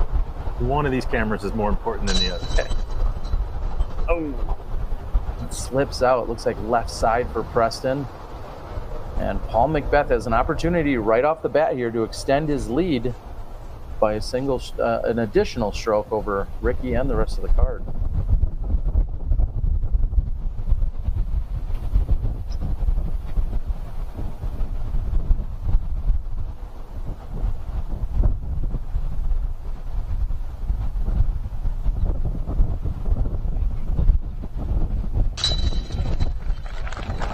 And with a very firm and solid putting stroke, Macbeth finds himself in the bottom of the basket, walking away from hole number 1 with the birdie, as the rest of the card will tap in for their pars. We're going to bring you a word from our sponsor in between holes, along with hole previews, brought to you in part by Central Coast and the Disc Golf Pro Tour. We'll see you in a moment.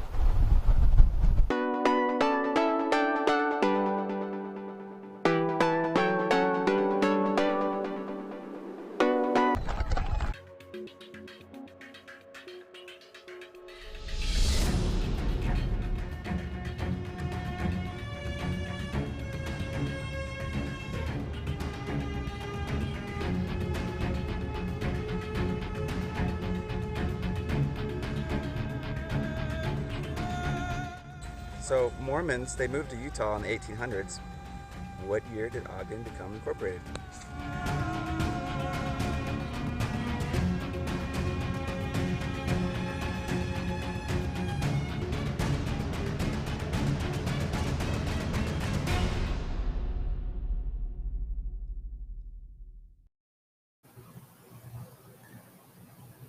So hole 2 is the big hyzer.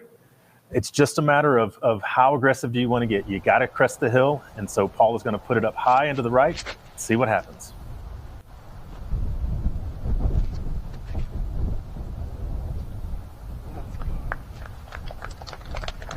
And the spotter heads over to confirm, and yes, Paul gets the green Disc Golf Pro Tour pickleball paddle. This hole's playing almost perfectly average par here, 2.99 average so far today, with 84 people already going through.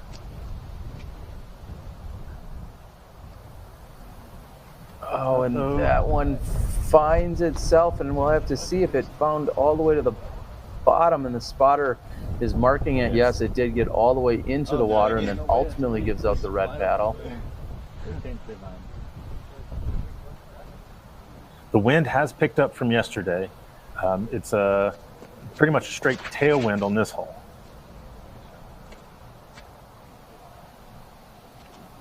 Yeah.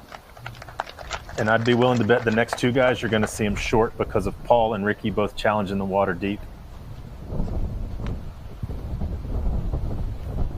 Just before the round, I again caught up with Preston Johnson.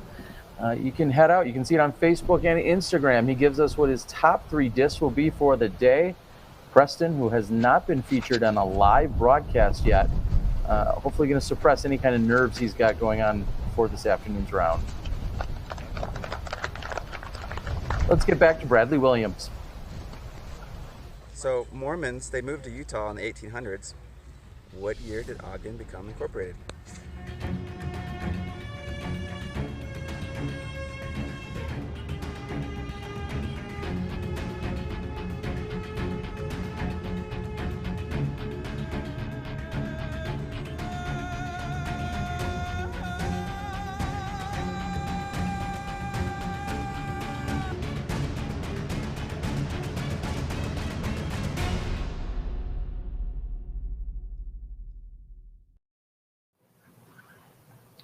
That is the recently converted, freshly relaxed Bradley Williams, almost too relaxed. I'm not sure if that was part of the commercial that you saw opening the show, maybe with the dating app, but Bradley Williams is ready to go today. He's just chilling, just talking about random facts from the history of Utah. Of course, why wouldn't you be? We're really excited to be out here today. Again, moving day, as some would call it. It's Saturday in Ogden, Utah. We're taking in all the action. It is a beautiful day, a little bit more wind than what we saw yesterday afternoon, that is. Yep. I saw Ray Johnson out on the course, and I said, was it me or was it a little calmer out here yesterday? And he said, yeah, it was definitely calmer throughout most of the afternoon. It picked up at the very end, and I think we're feeling a little bit of that today. It's almost opposite. Yesterday, the wind was stronger for the ladies out first and then died off in the afternoon, and today it was less in the morning and then picking up as the day continues here. And actually looking out the window, some of our feather flags are really ripping over right now. So, I mean, this could be, well, this is probably almost layup territory for the two guys short of the hill because of that giant tailwind. You don't want to get it up too high and just sail right into the water. I bet you can see Rick and Paul be pretty aggressive on this putts going back into the head. Well, and Ricky's going to be trying to save his par here.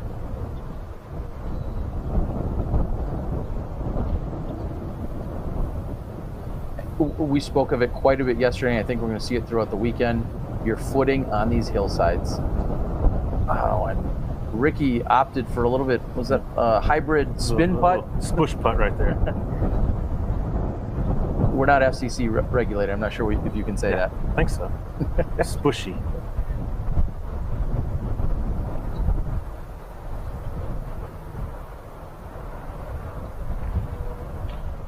Preston looks to be about 55, maybe 60 feet.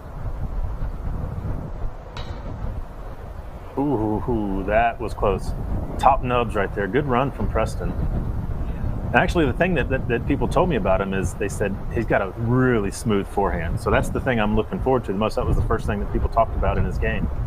So I'm anxious to see that.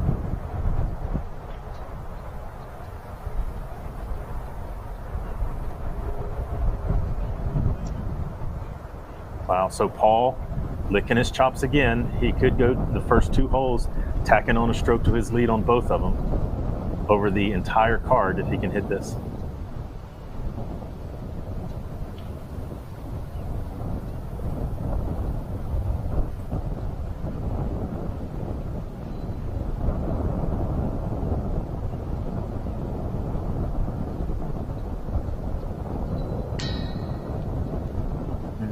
Bath from just outside the circle.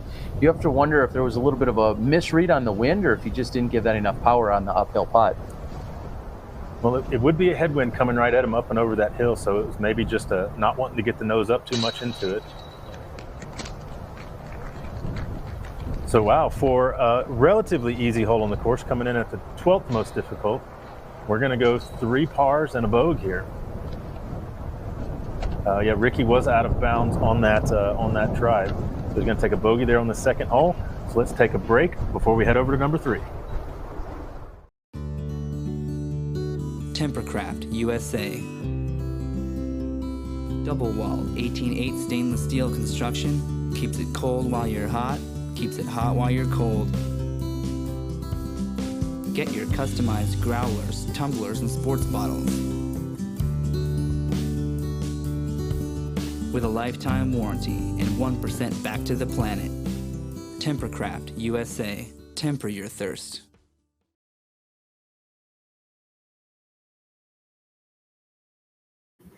In times past, this hole, you had to kind of give it a little bit of extra juice given the distance necessary to hyzer around and get over there to the basket. This hole being 369 feet long, but it's going to be a straight tailwind today. So I'd say look for maybe some higher shots trying to spike in on this basket as opposed to the lower ones making sure to cover the distance. That bunker is the danger. Get over that and you're most likely putting for a birdie unless you get so unlucky as to be behind that giant tree that Ricky seems to always find. So let's see if Paul can lead the card here to the first set of birdies, because right now everybody's struggling a little bit. Paul aggressively yelling at our cameraman, telling him to back off.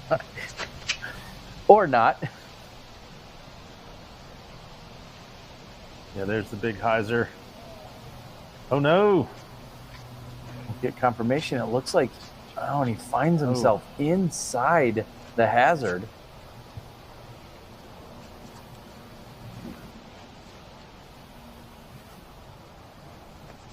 You might say Paul was hunting for the beach, maybe?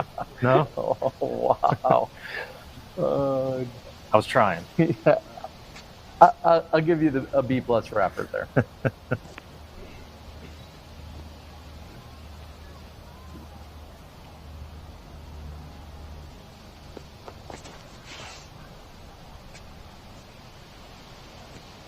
Lewis going with a little bit of a tighter line, and he is over the bunker into the side edge of the tree maybe. He might just have a little step out 10-footer, Or he might be getting to know the squirrels and the chipmunks in there. I'm not quite sure.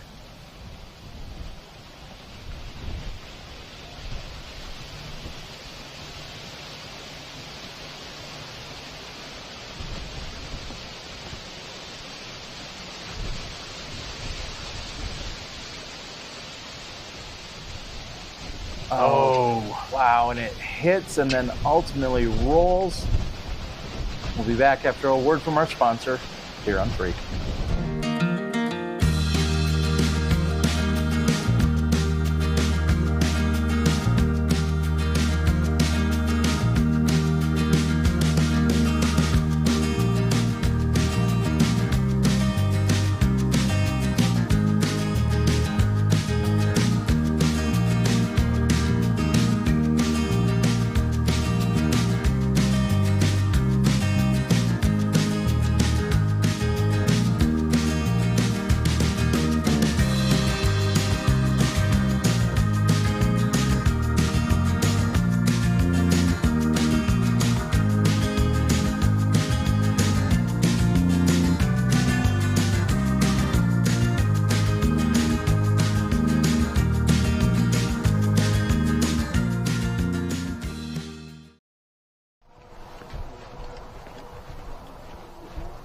And Dixon, very interesting to see how the scores are shaking out today. You see Austin Hannum pushing himself up that leaderboard.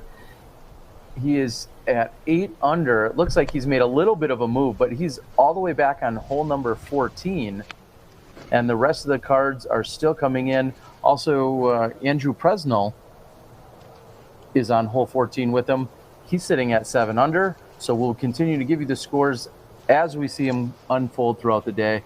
What are you seeing for hot scores? Yet nobody's really making a giant push right now. Nate Perkins is the clubhouse leader on the day, 7 under par. But nobody's really making that big of a move. Ricky looking to get on track here. And again, interesting to note, Ricky Wysocki changing up the putting style, giving it a little bit more power. That, of course, was a longer distance, but I think that's just his way to fight the wind.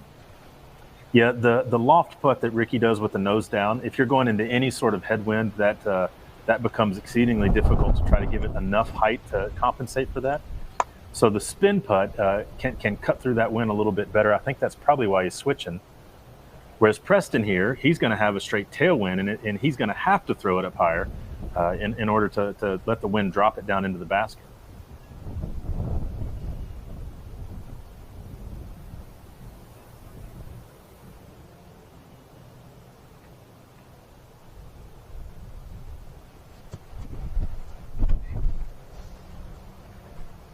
Yeah, and sometimes when the wind's really blowing on your back like that, you feel like you can't throw it high enough. No matter what you do, it's just going to be low. Paul, on the other hand, right here, I bet this moves a lot of chains. I bet he's going to smash this pretty hard. Try to get it to the basket before the wind takes over.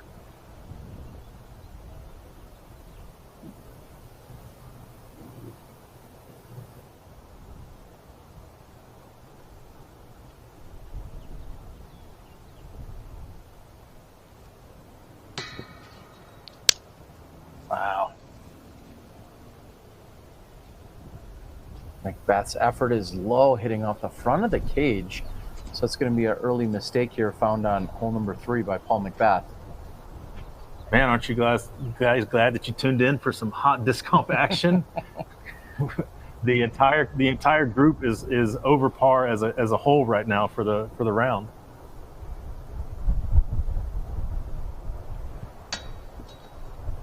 Oh, geez.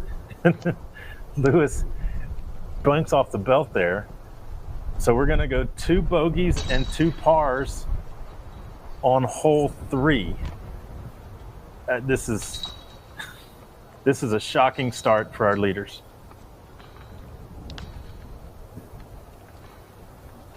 The long and challenging par 4 is on deck. Let's take a look.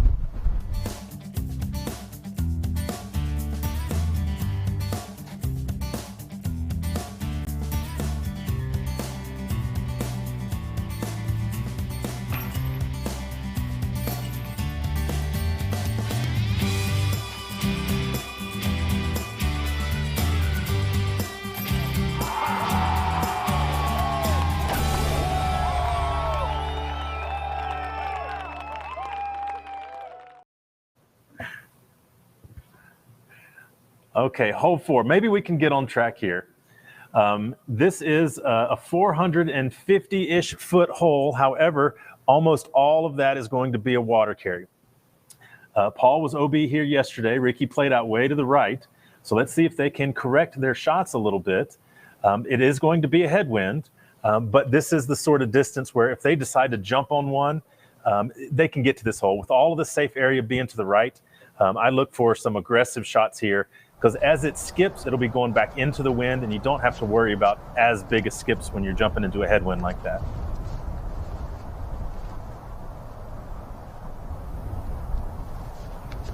Ricky takes the box with his par. Yeah, fantastic way to steal victory from the jaws of defeat there. And hanging out plenty wide. And I believe it's a similar spot to where we saw him land yesterday, just outside the circle. Yeah. The problem with that high shot to the right today is that the wind is going to keep it from coming back way over to the left or getting the skips. If you want it inside the circle, you're going to pretty much have to land inside the circle.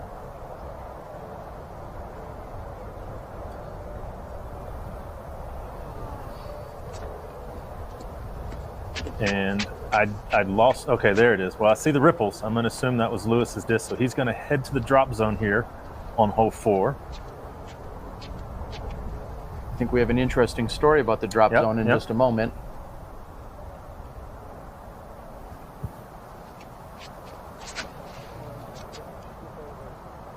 Paul taking dead aim here. That needs to catch some ground. Oh, wow. So Paul finding the pond, which honestly, I didn't know existed until recently, that somebody could actually drive that far and go past the landing zone to find that second pond. Yeah, there's a better chance of me falling into that pond than throwing my drive into that pond.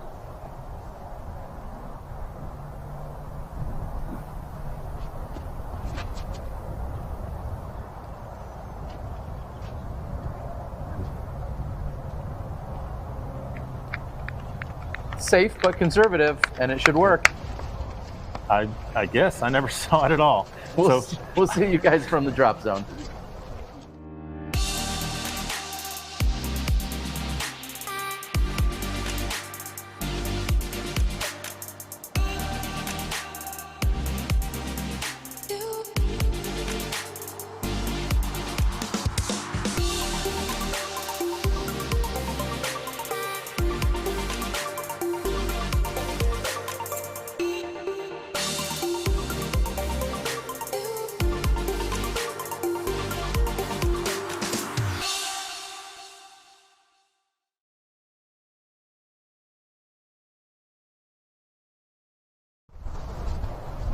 So the news that came to us earlier today was that on this hole, Eagle McMahon may have misplayed the hole as they were going through yesterday. He threw into that second pond the way that Paul did, and I think the assumption on the card was you only go to the drop zone on the short pond.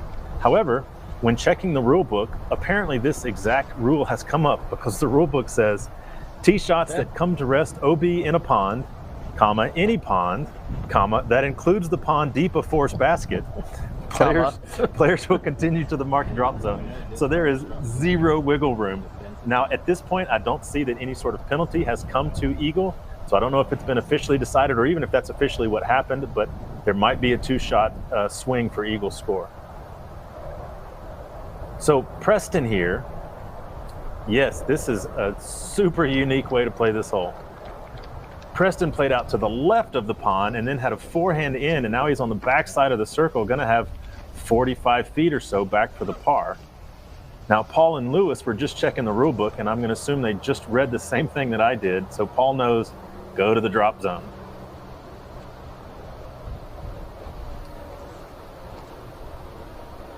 How punishing would you say this drop zone is? Or are they getting off a little bit easy? Well, in this wind, nothing is easy because they're trying to throw a touch shot, probably 175 to 200 feet, and land right there next to a peninsula. So it's it doesn't make you feel super easy, even though it should be something that all these guys can do in their sleep. And Paul, comes up short and kind of skips over the corner, but he is safe putting for his bogey 4. So interesting turn of events as we may discuss what will come of Eagles, ultimately his situation. We'll have to see if that gets addressed after the round. Of course, nobody wants to disrupt him or have anything to address him during this round, but it might be something that's weighing on him mentally still, thinking, hey, I did something wrong, and no matter what I do today, I'm getting 2 more strokes at the end of the day. Yeah, it's entirely possible. I don't know if Eagle is aware of any of this yet. He might not have any knowledge of it, or maybe this came to the tournament director after Eagle had started his round. Who knows right now? But Ricky now trying to take a massive swing back from the rest of the card with his birdie.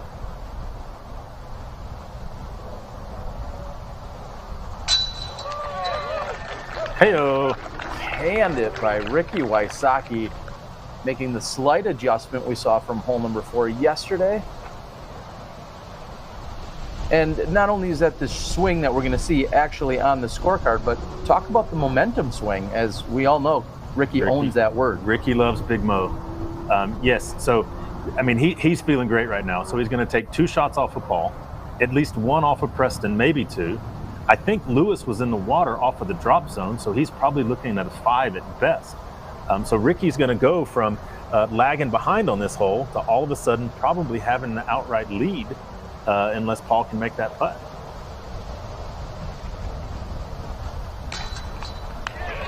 And there you go. There's one way to card like the 3. A fat kid over the fence right there. Good job by Preston. That's good for him. I don't know if he's as big into momentum as Ricky is, but that's just a good thing you hit a putt like that and you basically say, yeah, I belong on this card. I got a 3. I just beat the 4-time world champ on this hole. I'm doing okay. No big deal. And I'll immediately apologize. In talking about Lewis's disc earlier, I had said that he throws pretty much orange. Well, they're orange and tannish in color. Every mold is orange or tan. So he's got hurricanes, he's got hellfires, he's got torrents, he's got quakes. I don't know which one he's throwing on any given time, but we know what color they are. Orange. Yeah. There's an orange one in the basket. Look at that. Lewis from a knee into a headwind to save, 5 there? That was a great putt by Lewis for the double. So a little bit of everything here on hole 4. Paul's going to retrieve his disc, or hopefully get it retrieved. I'll see you on the next one.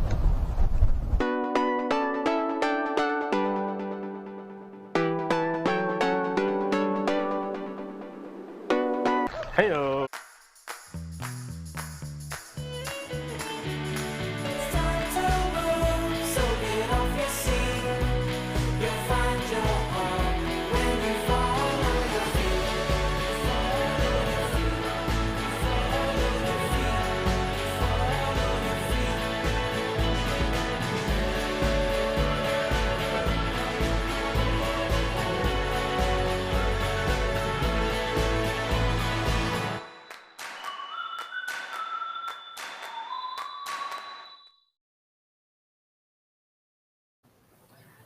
Here we are on hole 5, so we get an opportunity to rip a little bit after that last hole.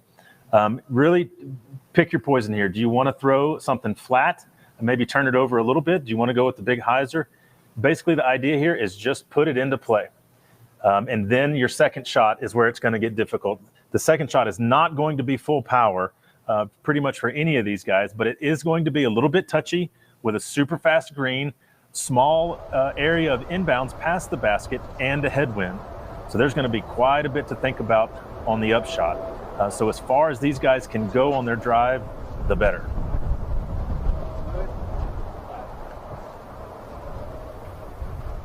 It'll also be interesting to see if anyone takes the ultra conservative route. Well, maybe you would consider it that, by going high, wide hyzer around the trees. I've seen some of that play from the women's side. I don't know if you'd see it today because it's a headwind, and so that wide hyzer is going to get pushed down as it comes back. I think you're going to see turnover shots of stable discs probably.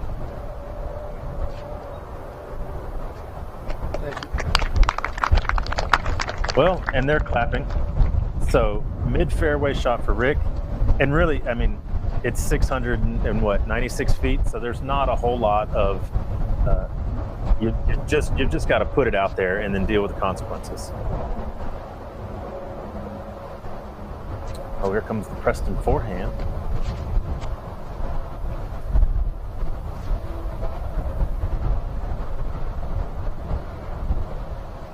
Oh. Well, good thing I talked it up, huh? That appears to be out of bounds. He turned that over a little bit. Remember, this is that headwind, about, I'd say, 15 to 20 miles an hour, looking at the way the flags are blowing right now.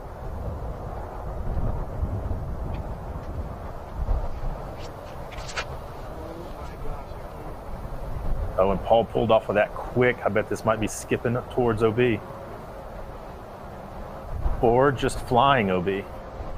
Wow. Cannonball. Paul goes straight into the water on hole 5. This is going to be likely 3 bogeys in a row for Paul. And Lewis says, all right, you bunch of suckers, I am playing out to the right.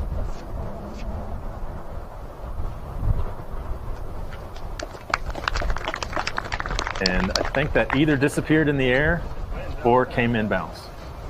I like it. One of the two. Let's listen to a word from our sponsor.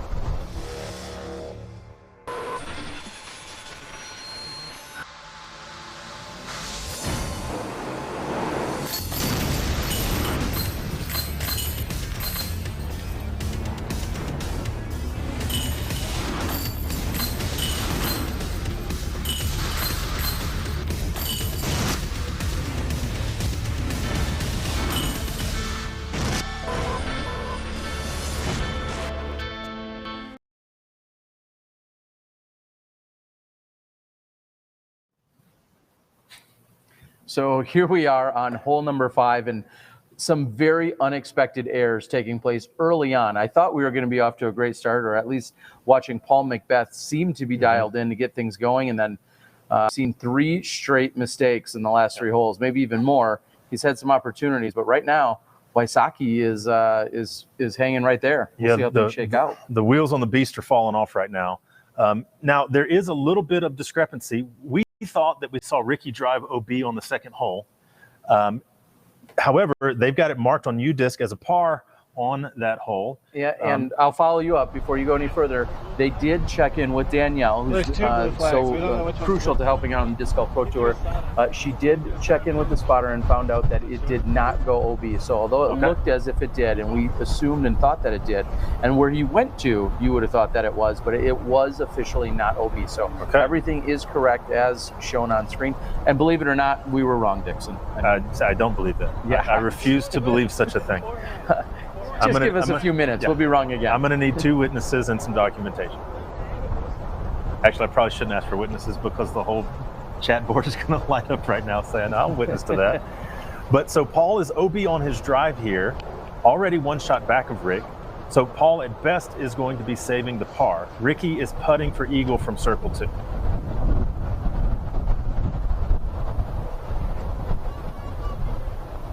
Now this is where, for a player like Preston, a solid player in kind of a new spot on a card here with some giants, he's got to maintain his composure here and try to limit the damage on this hole.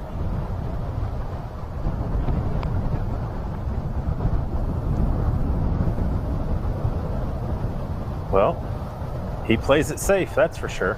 He did not go in the water on that second shot. And he might be thinking, all right, I'm not trying to pin this. Let me just get my 5 and get out of town.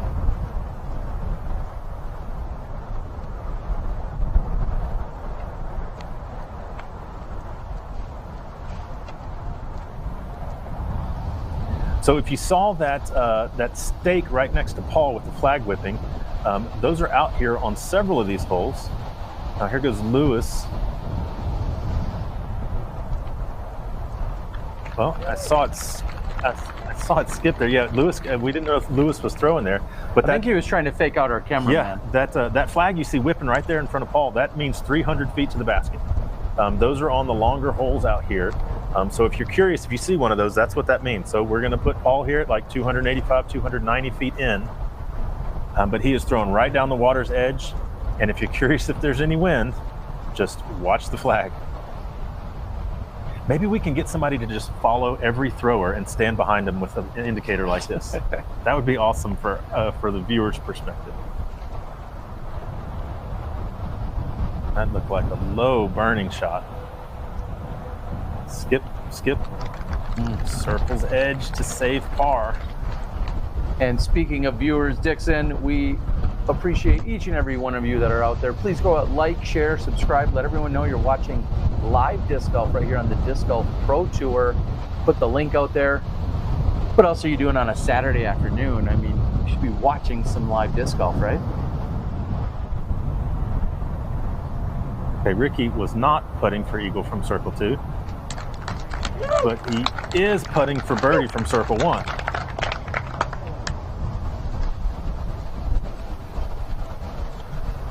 Yeah, I was going to be very surprised if Ricky was within 66 feet of a 700-foot hole into a headwind.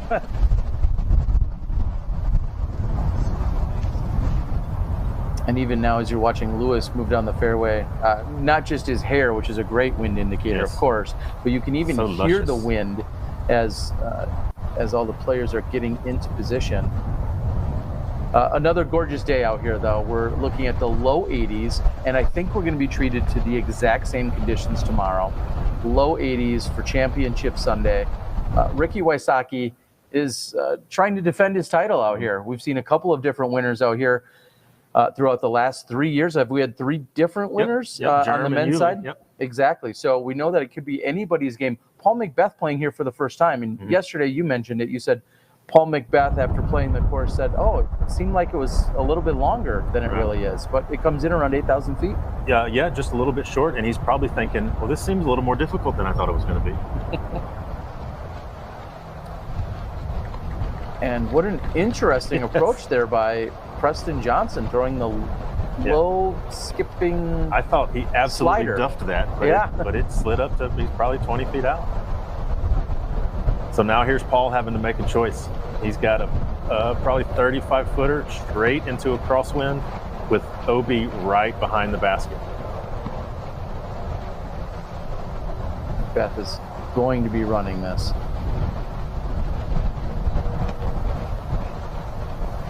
Wow, and he look at the flags back. Oh, and Paul McBeth goes deep, and we saw Jonathan Gomez get out of the way of Jomis Productions. Yeah, and he got out of the way and kind of dropped his head like he was sad. I don't know if that means Paul went OB or not.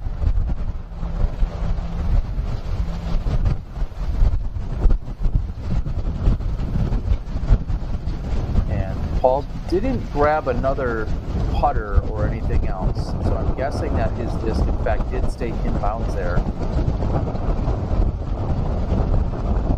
And now the wind at Wysocki's back. He's got to make sure he has that loft putt, and it's going to be very easy for him to almost loft it too high to compensate for the tailwind. Oh, geez, yeah, it's in his head. And it was, in fact, high as it came in, but new Prodigy basket, grabbed it and pulled it in. Wow, so at least another 2-stroke swing here.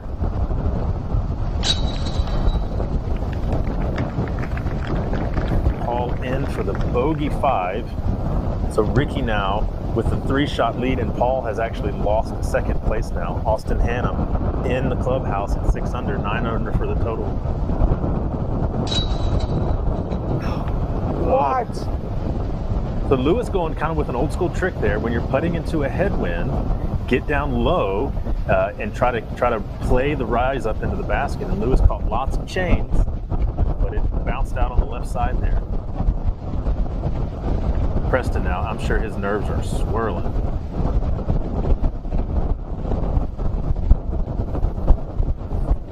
Footer has never looked so tough before. Oh, and Preston throwing into the headwind, wanted to keep it low, because the worst thing that could have happened is he somehow doesn't draw enough metal that carries up and over the basket. Instead, he overcompensates. We're going to move on to hole 6. Ouch, just brutal.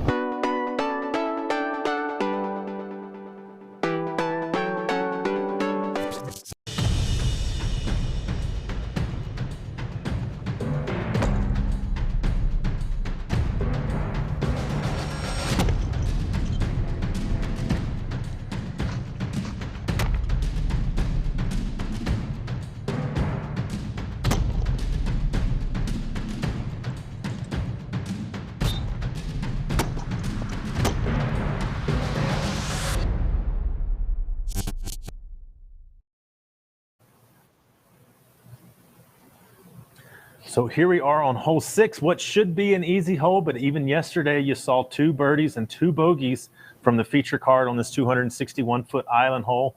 However, this is going the same direction of those putts that we just saw. This is going to be a screaming headwind to a tiny. Let's see how the players handle it.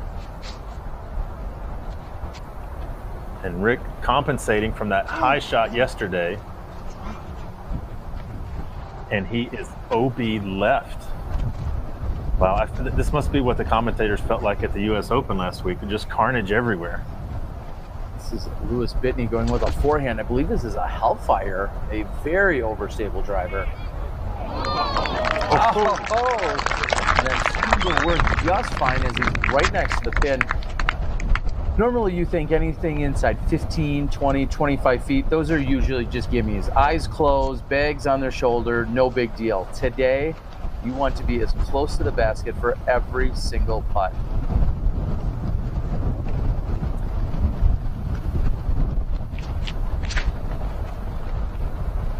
Macbeth trying to not get it too high in the air, and he comes in just under the pin.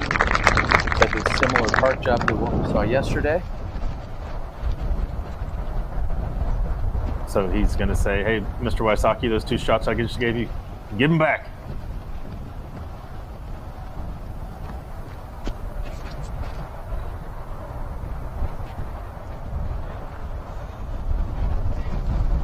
And Preston's ends up left, and OB, they'll move over to the drop zone. We'll see you there.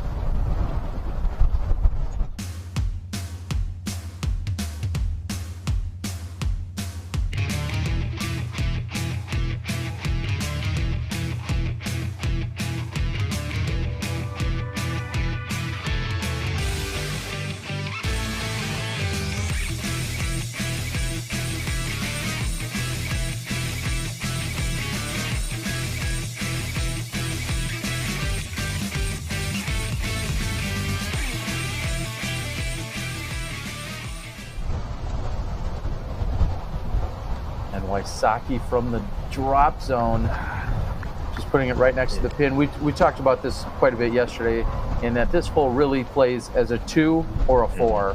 If you're on the island, oh wow, a very low shot there by Preston, again trying to keep the wind or take the wind out of play. If you're on the island, you're more than likely making that putt, and of course if you're outside the island, you're laying up from the drop zone. Yeah, Ricky should have said no takebacks after the last hole. So Ricky is now 2 over par on this hole, whereas Paul will be 2 under. There's 4 shots. It kind of reminds me of the island hole 16 out in San Francisco, where Paul was 3 or 4 over for the tournament on that one hole. He could never hit it. But he will hit this birdie and get 2 of those 3 shots back from Rick. In overhearing some of the women talking about putting on these new baskets, they're saying that they feel like firm or aggressive putts are rewarded more than any others, and we'll see if that becomes part of the factor today. We've got a short walk over to 7.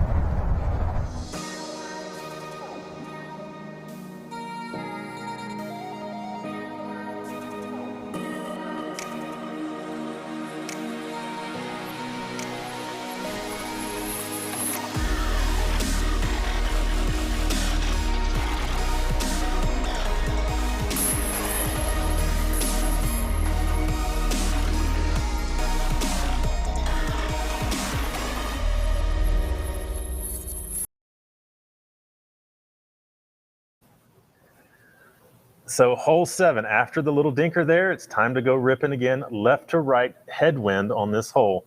Let's see if they can get a little bit of extra pop, a little bit of ride on this drive.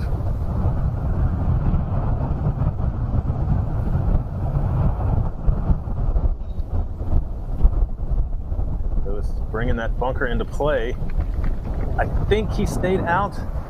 Looked like he was on the upslope there, but either way, that is not going to be a fun upshot. Anything that turns over here is going to have a hard time coming back.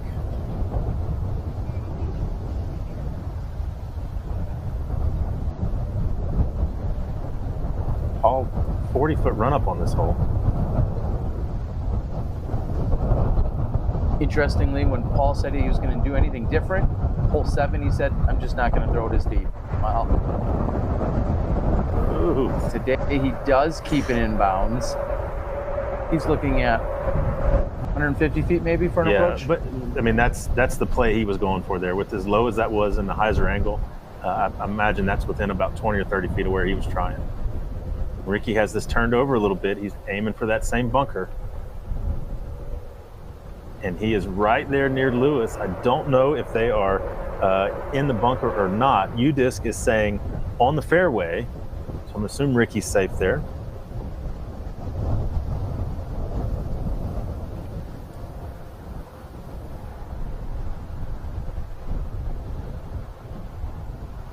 Preston looked like he backed way off of that one just to make sure it stays in play. That's a smart decision for him after a rough couple of holes.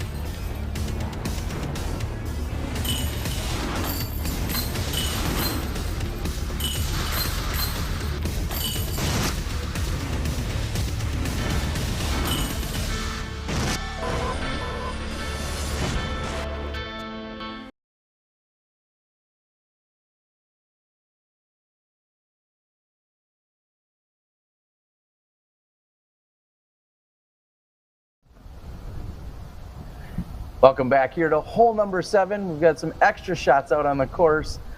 Thanks to Trent and the rest of our crew out there. Jessica Weiss, one of our featured women this morning. She was on the featured card yesterday. She, of course, then made herself onto the lead card today, tied for the lead. Hopefully you took in some of the action watching Jessica along with Paige Bjorkis, Katrina Allen, and Lisa Fakis. Looking forward to seeing how that shakes out tomorrow. I believe we have the exact same card for tomorrow afternoon as well. Or tomorrow morning, I should say.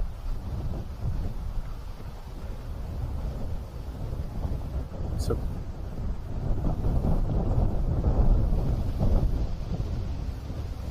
Ricky now from probably 200. I'm going to guess that's a triple X. Yeah, just sticking it in the tall grass. Get your 3 and get out of town on this difficult hole.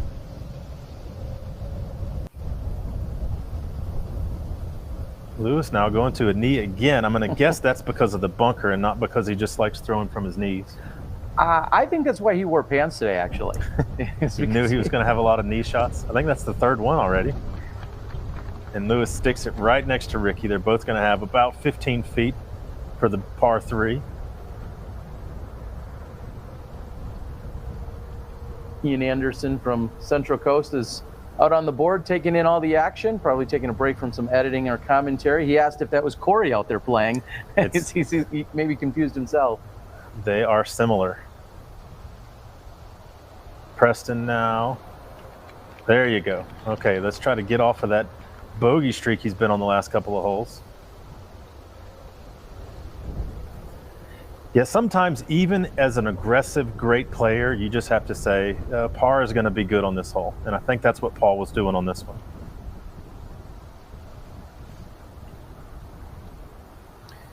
I believe it was just yesterday we saw 3 out of the 4 competitors throw OB on this hole. Yep.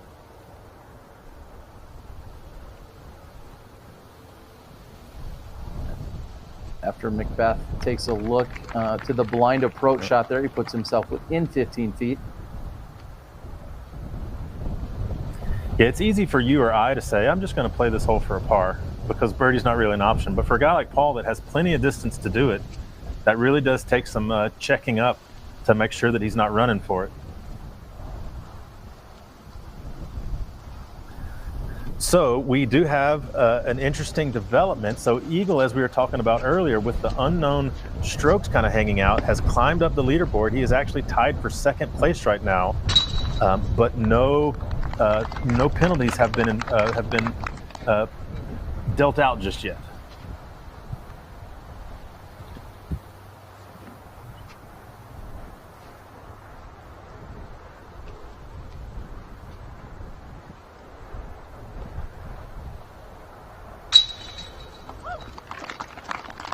And maybe that'll be a little boost of confidence after missing one from the similar distance on the previous hole. And you gotta love Lewis Pitney's get up and go kind of form. Doesn't waste any time, and Wysocki will tap in. We're gonna move over to a short walk found on hole 8.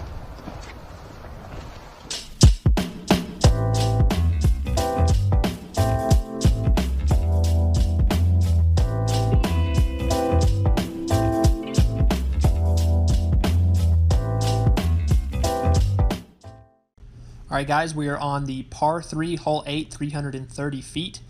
Hole 8 plays on a mound, which also has a few out-of-bounds sand bunkers that you're going to see a lot of people try to attack this basket, and it's really easy to end up slightly rolling into one of these sand traps.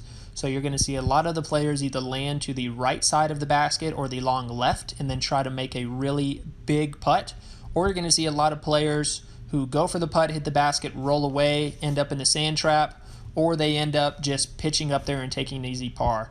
Hole 8 is one of the tougher par 3s across the entire Mulligan's disc golf course because of the treachery that comes with the green. It's a fairly easy tee shot. You're going to see a lot of players either go for the spike hyzer to the basket or some type of mid-range slow turnover. It's only 330 feet. There's not a whole lot of distance, but the danger comes in the green and the sand traps surrounding the green.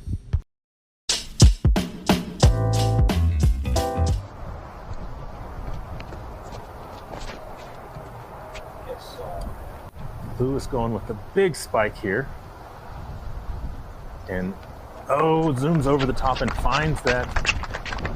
Well, no, maybe that is... It looks to be still safe over there. That is the tee pad and not the green that's back that way. Yesterday you were talking about how the spike hyzer seems to be the best play, and then we saw a number of different routes actually taken, and now here's Paul McBeth going with a forehand. Would you have guessed that? Well, I mean, the wind is gonna, it makes everybody nervous, so you just have to pick whatever you feel comfortable with, and that's going right for that same bunker that he was aiming at yesterday, but stays short, but outside the circle, so he's gonna have a 40-foot uphill headwind putt. None of those things are fun when you're putting. Ricky Wysocki at 10 under par, just one down for the round, but has switched positions with Paul McBeth. He is long as well. So he's going to have the same idea as Paul, an uphill putt, lots of wind. However, he's going to have a tailwind putt.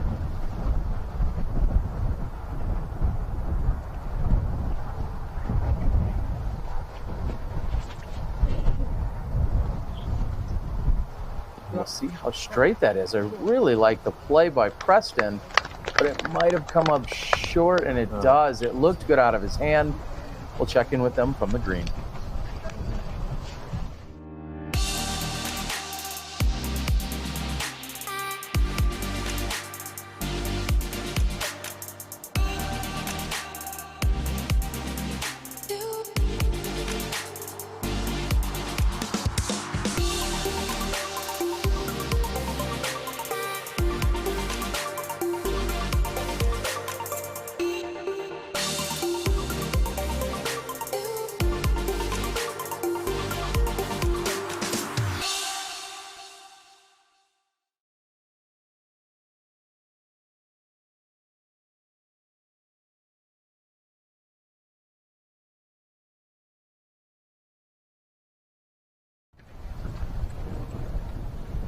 And as you see the gallery moving up here, great looking Saturday afternoon. One thing that I was talking about earlier today is, although we're on a golf course, just like we were a few weeks ago at the San Francisco Open, the overall track, just besides the 2,000 feet of play, the overall track is just a much smaller footprint. As in, when you're on the furthest spot out from the clubhouse, when we were at San Francisco, say hole 5 or hole 6, it felt like you were 3 miles away. Yes. Here, everything seems to be so much more compact. For sure. Oh no. Tried to, wow.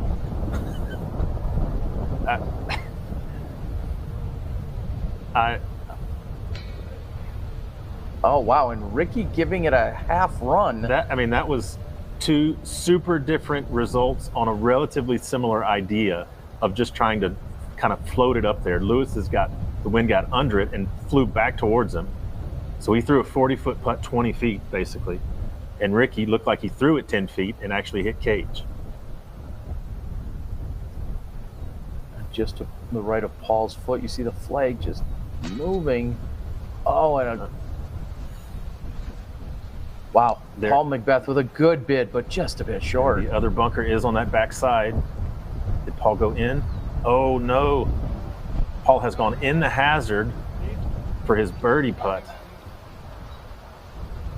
And that is what's so difficult about putting to this mound is almost every direction you can find danger. Besides having to putt back up the hill, you can find more danger, as Paul McBeth has done with the hazard. Preston has an opportunity to save the par here, which is looking pretty good at the moment if he could do that.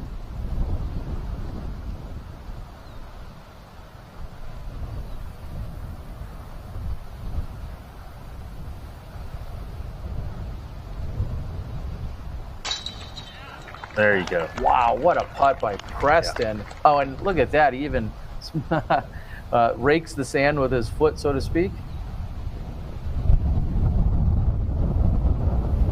Lewis now with no gimme. Oh, geez. And that carried over the basket, I think.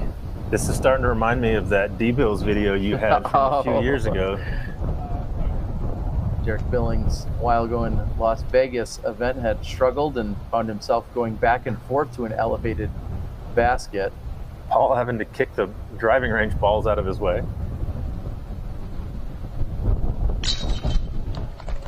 Wow. And that is a solid putt on the way back, but still probably a very frustrated McBeth as he removes his disc. And Lewis just wants to be done.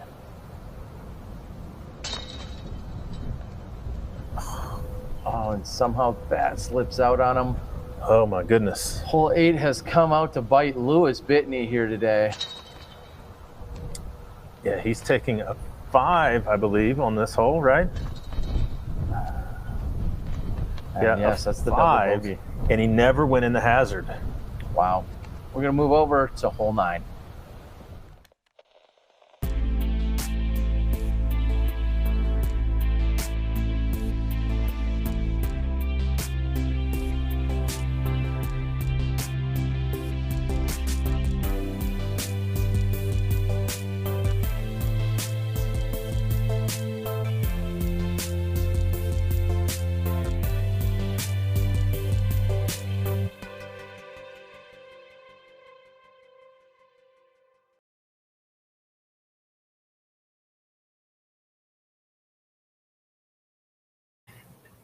Man, it's just really starting to pile in on these guys. So you've got a hole with a little more freedom here. Should be a right to left wind. They're going to be able to throw hyzers or really kind of anything they want. Yesterday, Paul played to the right fairway. Ricky was going for the left. I bet just about everybody's going to try to throw a high hyzer and fly all the way over to that left fairway to set up for the forehand up shots. Let's see if they can get their feet under them. Because even though Ricky took strokes off of people on that hole, I'm sure he doesn't think he played it very well. So let's head over to 8, see if they can get going back good again.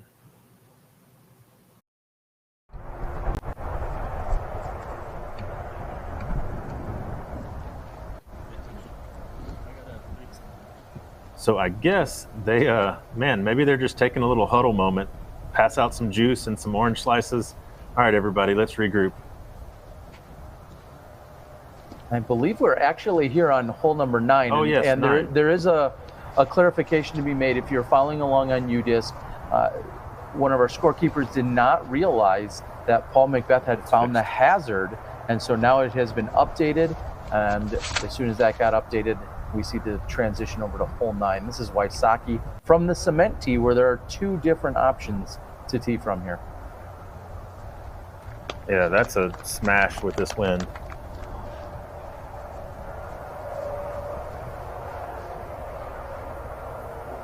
Preston now, who probably thinks he hasn't done one good thing yet today, is second on the box.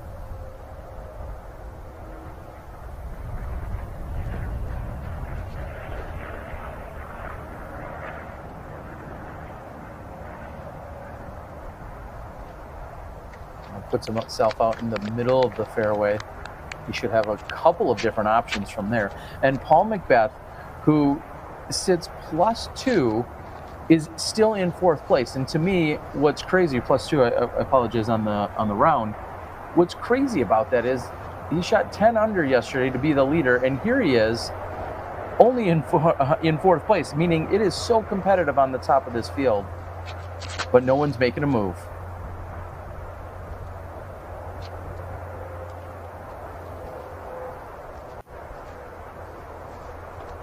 Paul kind of getting right in between the two fairways. Gonna have some choices there.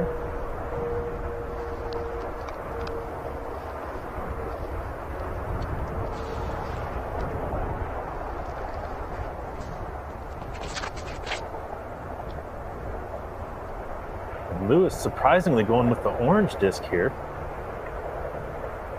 Nice big hyzer. That's gonna be a great angle heading into this basket. We've got a long walk here from 9.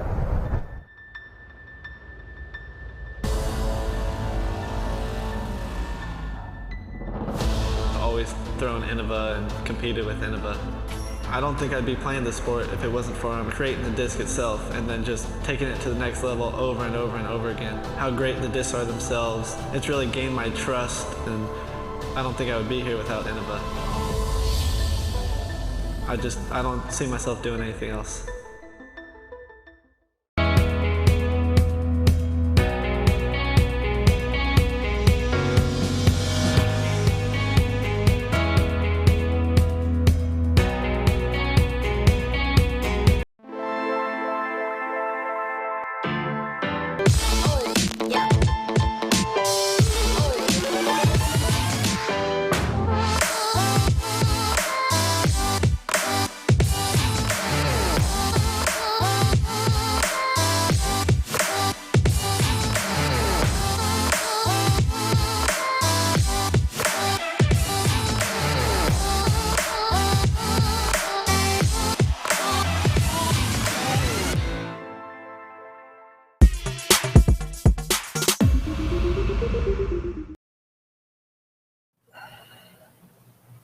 Well, Dixon, if this commentary thing doesn't work out for us, I think the Next Gen Tour is maybe where we belong. You can win a brand new Jeep. Yeah, I feel like I could be out on the course today the way that everybody is struggling out there.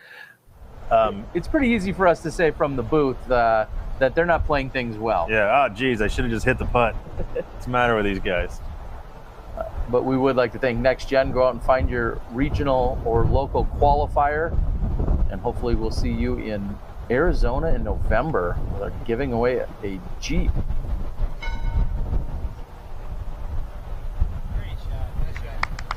There's a good forehand out of Preston. Man, that was that had quite a bit of distance on it. He's on the back side of the circle, going to have a tailwind putt to the elevated basket. So that's the better place to be when you're talking about factoring in wind and elevation on your target.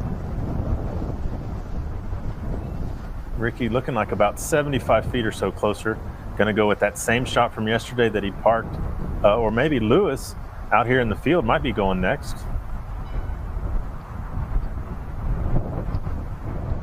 Oh, I don't think that's... Oh, wow. I can't believe it skipped. That's like shag carpet out there.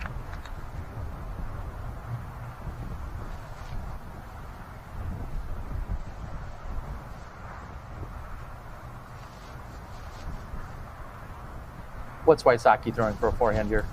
I'm going to guess a triple X. I think that's what that clear disc is.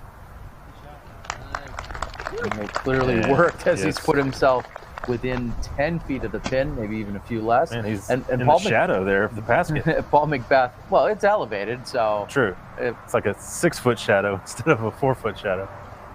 And Paul McBeth just a few feet closer to the pin than Ricky Wysocki was here on the drive. I mean, look how far his feet are sinking down into the grass. That'll tell you what kind of skips are happening right here.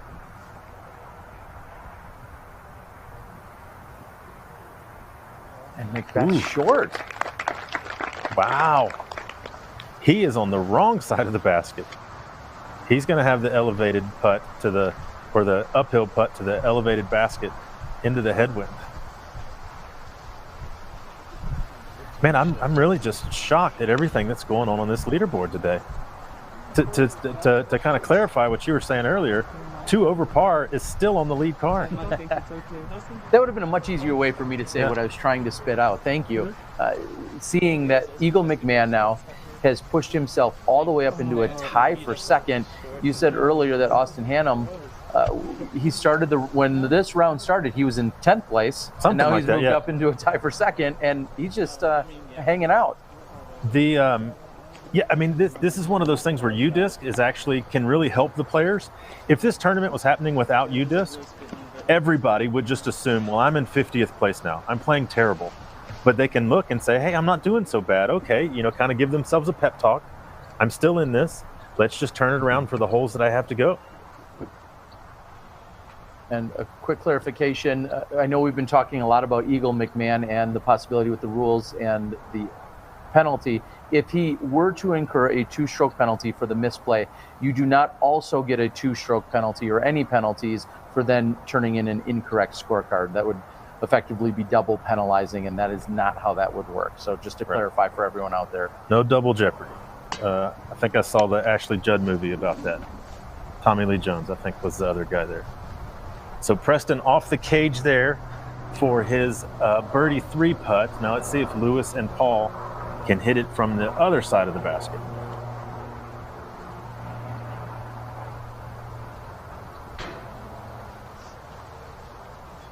And I'm sure Lewis is thinking, hold on a second, I just threw that putt twice and went 95 feet in the air. You can't lift 6 inches this time? And Paul somehow has a downhill putt to an elevated basket. I was just going to say, a very interesting perspective there. Oh, and he finds a way to hit off the top. So Macbeth is not going to capitalize. And he's going to slam dunk that one in for his par. So Ricky Wysocki takes a birdie as the rest of the card takes par. Coming up in just a moment, we're also going to see some mandatories played as we move over to the back half of the course. We'll see you then.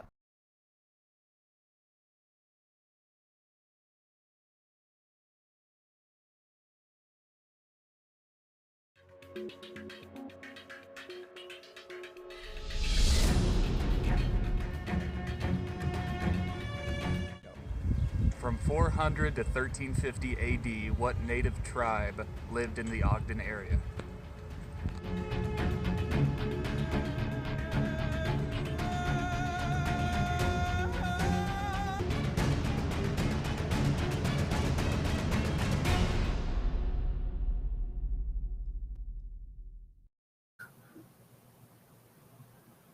Hole 10 here as we begin the back 9. You're going to have to hit the double mando here and then turn something off to the right. Some guys will try to do this with a turnover shot, but it is an almost impossible angle, so I expect to see 4 flicks here. The problem is you have to keep it high. If you come into this tee pad that we're flying over now, you get almost 0 skips into that thick grass. So the angle on the forehand is really, really tight. There is a top to that mando as well that you have to stay under. So look for burning forehands from these guys with a little more angle than Ricky did yesterday and went all the way to the fence right behind the basket. Paul had a good angle going through the mando, but a little bit low and came up about 60 feet short. So let's see if they're able to correct, adding in the extra wind from today.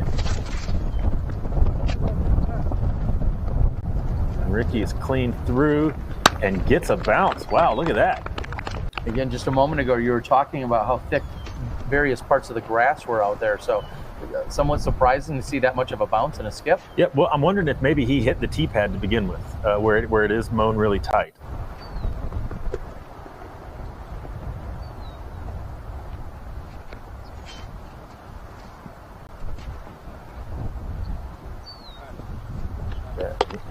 Preston landed on the backside there, got a little tumble forward. He's inside circle 1.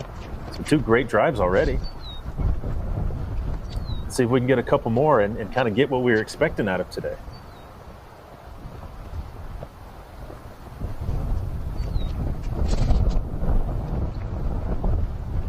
Yeah, Paul corrects, gets a little more height. splits the difference between the first two drives.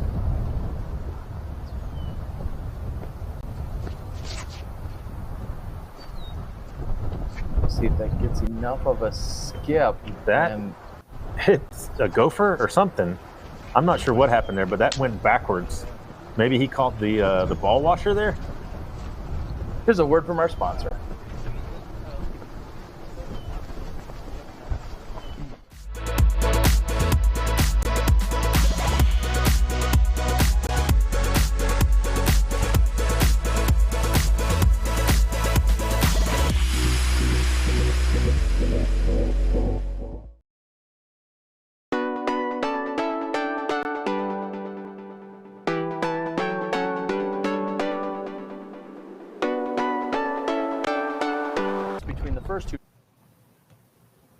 Dixon, as we're back, welcome everyone as you're watching the second round action here at the 2018 Utah Open presented by Prodigy Discs.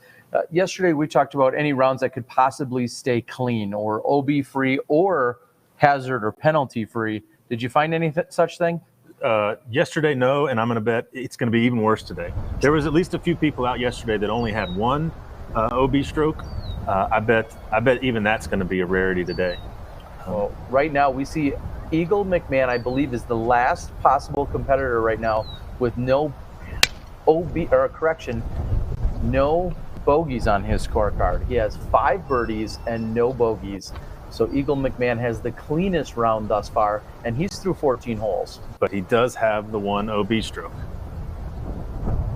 Oh, and just as I'm saying that, another par rolls in. Again, he is through 15 holes.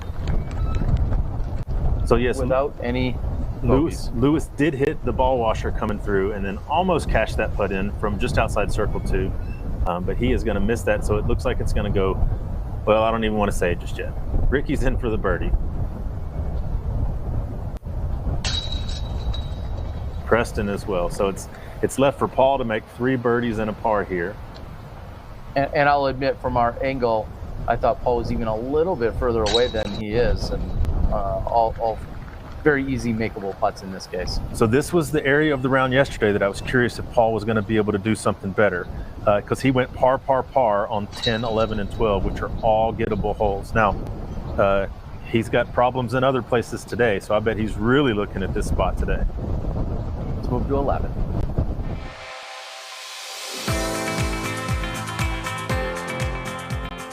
For me, it's time with my friends. For me, it's a walk in the park. For me, it's my job. For me, it's fun.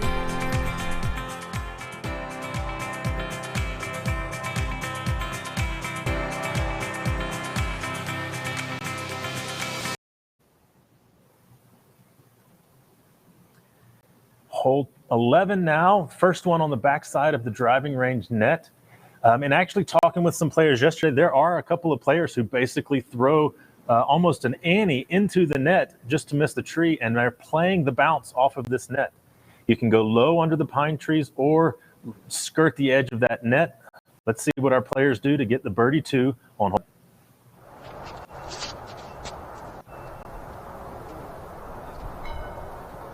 Oh, Ricky hits off of the net, just waiting for some kind of a ride or a ricochet, and instead hits the pole.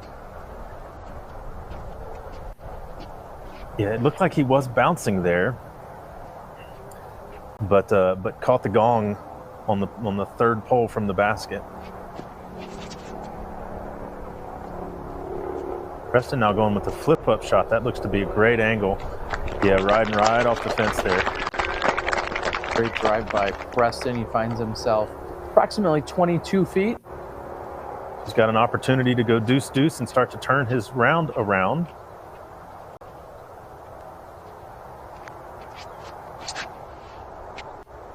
Oh, no. Okay, I thought Paul was aiming for Ricky there.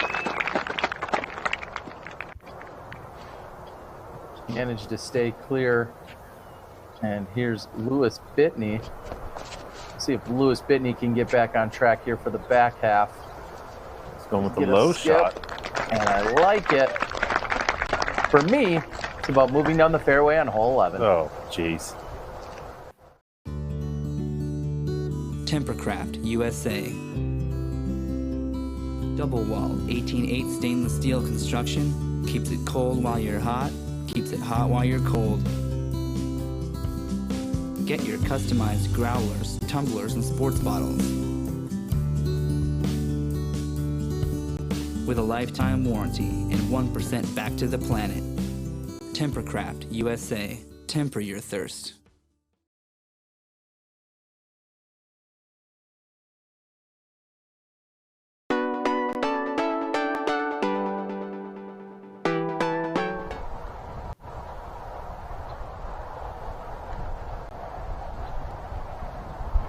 So we've got 3 guys for the deuce putt. Ricky trying to join the party.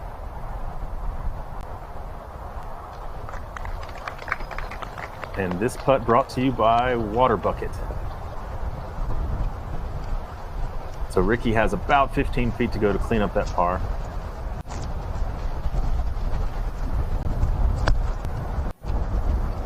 Okay, so here's a chance for Preston. Tester putt after a birdie, turning to the back 9.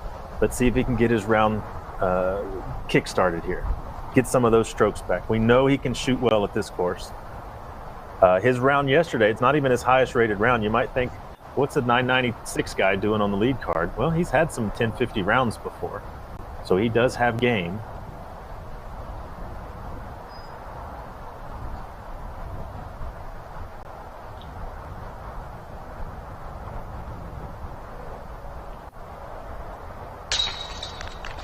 There you go. Great putt for Preston Johnson. As he was putting in the putt, I was taking a look and noticing that the hottest score of the day still remains at the 7 under for Nate Perkins. We saw him come in earlier. I believe that was a 10 or 11 stroke improvement. He had a smile on his face, grinning from ear to ear earlier, as I think anyone would right now with a 7 under for the round. As McBeth puts in, and so does Lewis. Short walk headed to 12.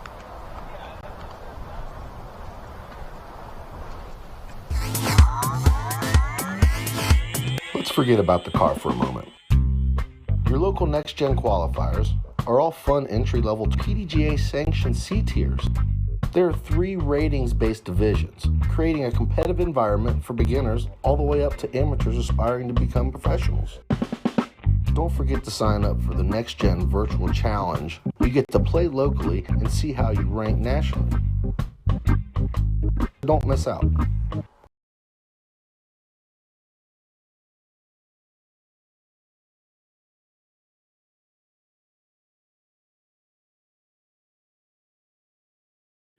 But there's a little less space to ride the fence. You're going to have to aim at the lowest branch and hope you miss it by a couple of inches so that you can get the final 60 to 70 feet of carry so that you have an easier putt.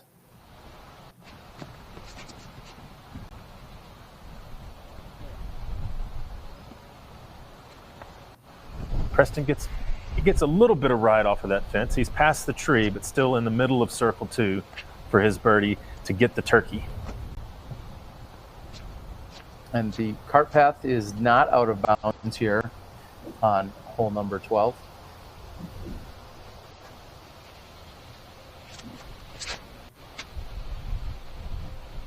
And I like the height here by Paul McBeth.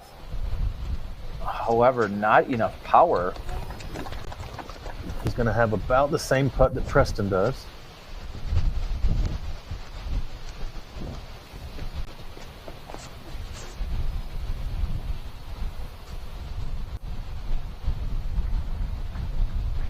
And Lewis gets a skip and a roll. He's going to have a wide open 38-ish footer, maybe 40.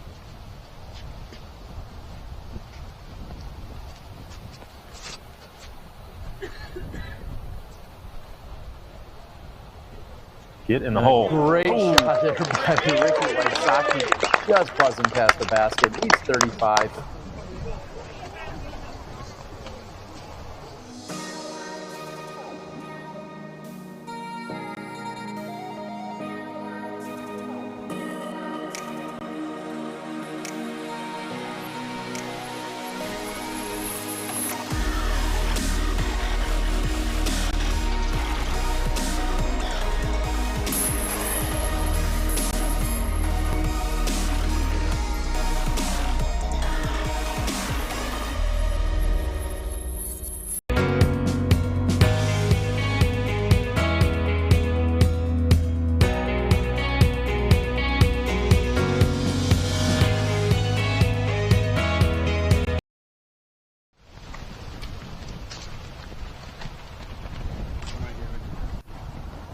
So the comfort of these 3 birdie holes in a row, they kind of got some strokes back.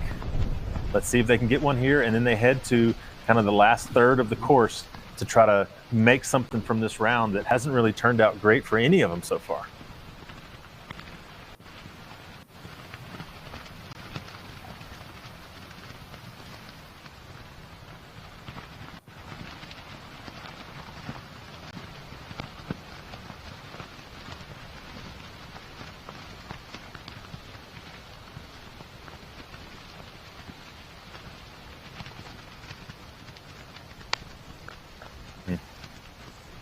I bet if you would have told Ricky at the start of the round that he'd be 3 under after 11 and asked him what place he would be in, he would probably be mad at you for even suggesting it. And he certainly wouldn't have said, be in the lead by 2.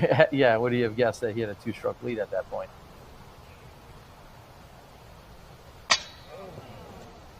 Right now, Ricky is the only person on the lead card that's under par.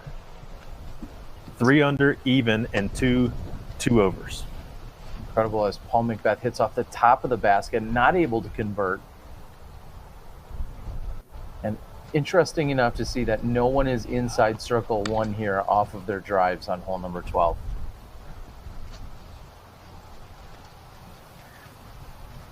And I think this goes to show you how the wind is playing in. I mean, all of them had open putts from makeable distance. Not something that you could count on for sure, but something that they would all think they could make 2 or 3 or 4 out of 10. Yet none of them were really great runs or really even had a chance of going in.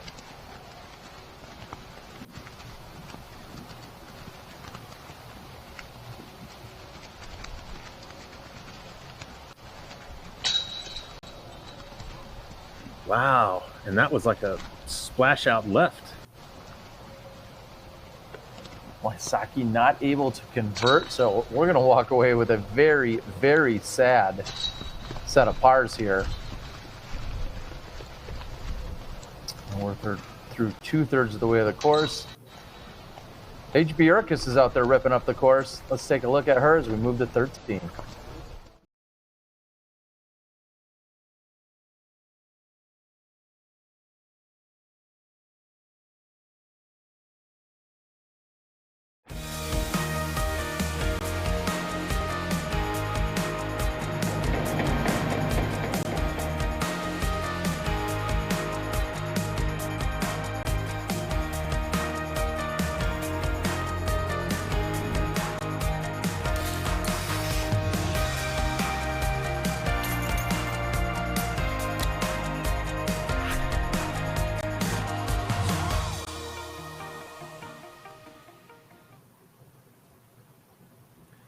Hole 13 here, 348 feet. This is one where they just get to pop it out there and see what's going to happen. Oh, excuse me, 524 feet. Let's see what they're going to do. We got a tailwind here. This should feel good for them to try to get a birdie.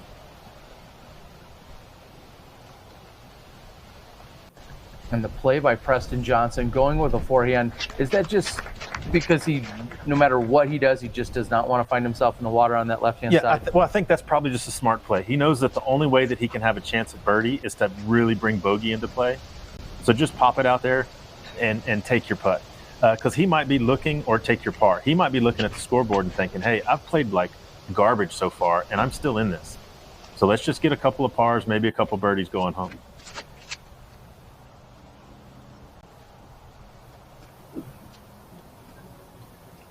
And Paul play in the grass and still going, right at circle 1. Great shot by Paul.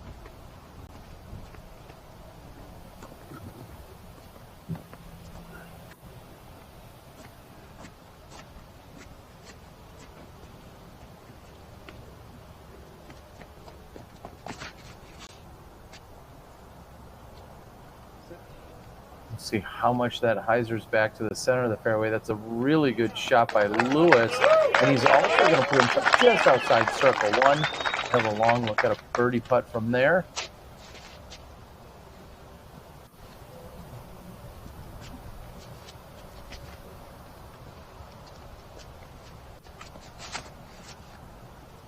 Foot fault. Okay, there really wasn't one. I just figured everybody, you had to call it at some point or another. I'd throw that out there. All right, Wysocki's right around Circle's Edge as well. We'll see you on the green. Let Dynamic Discs help distinguish the winners at your next event. We've got many options from a mini disc to a full-size disc, and we can do custom wrapped baskets from the micro recruit all the way up to a veteran. We can help design your trophies, and we have discounted prices on larger orders. Our designs feature sharp graphics and vibrant colors. We have what it takes to set your event's winners apart from their bags to their backyards. Learn all the ways we can help at dynamicdiscs.com.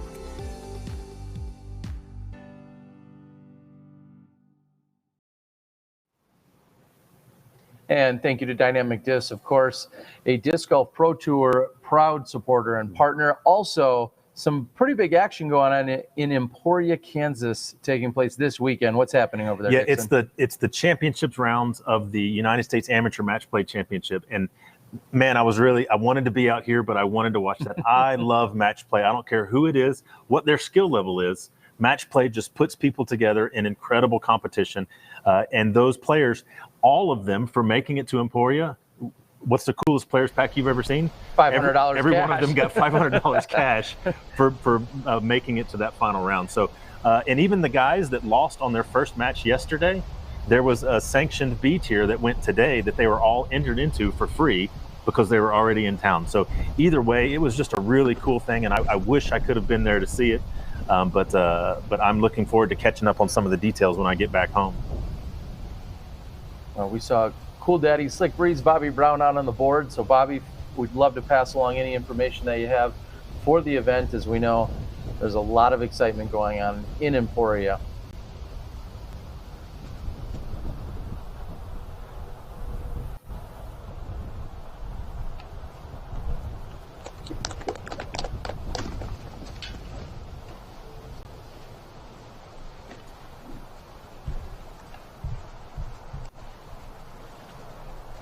So Preston following through on his plan, put it out in the middle, give yourself a makeable putt for the par.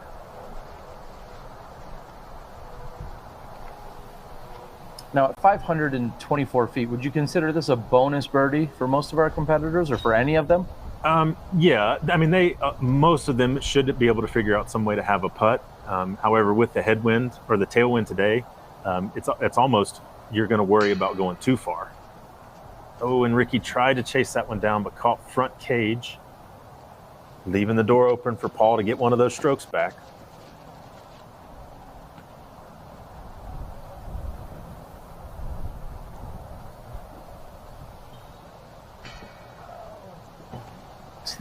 And man down. Lewis Bitney seems to be a bit deflated. Doing his best Simon impersonation. He didn't make that putt, but you know what also didn't happen? He did not get sunburned today. That is very true. Paul now to save the honor of the card. And in for the birdie two. Paul pulls to within one stroke of Ricky.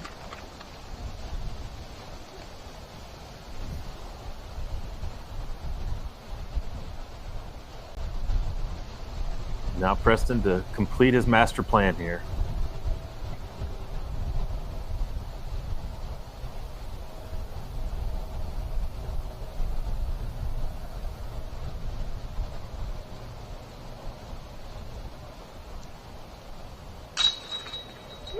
There you go.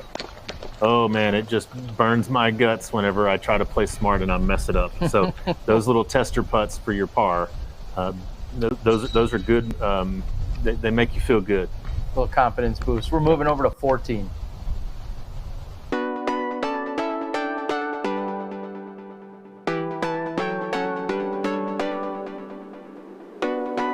Paul.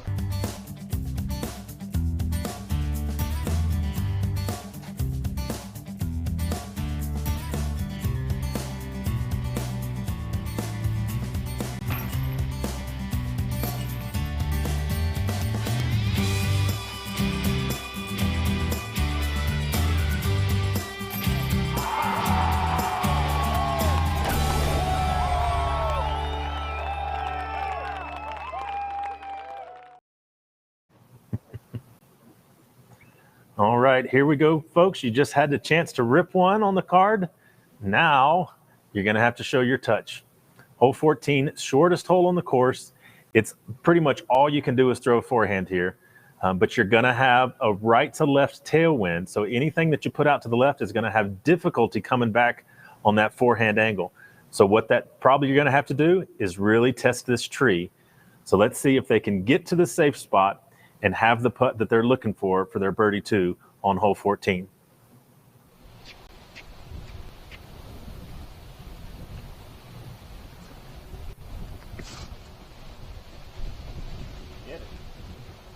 See how much the wind pushes that over, just over the top of the basket, but then it stops short of the OB. That is not going to be a fun putt. And Paul really knocked off a couple of leaves there of that tree. Very tight line. Preston trying to claw himself back up the leaderboard. He takes a little off of Paul's line. And he is short down to the right.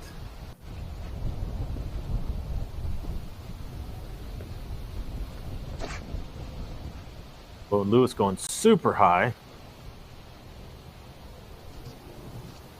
And if it would just sit down for him. Well, that was good about 10 bounces ago. He's going to have 20 to 25 uphill tailwind probably. Oh, that's landed on the wrong side of that hill.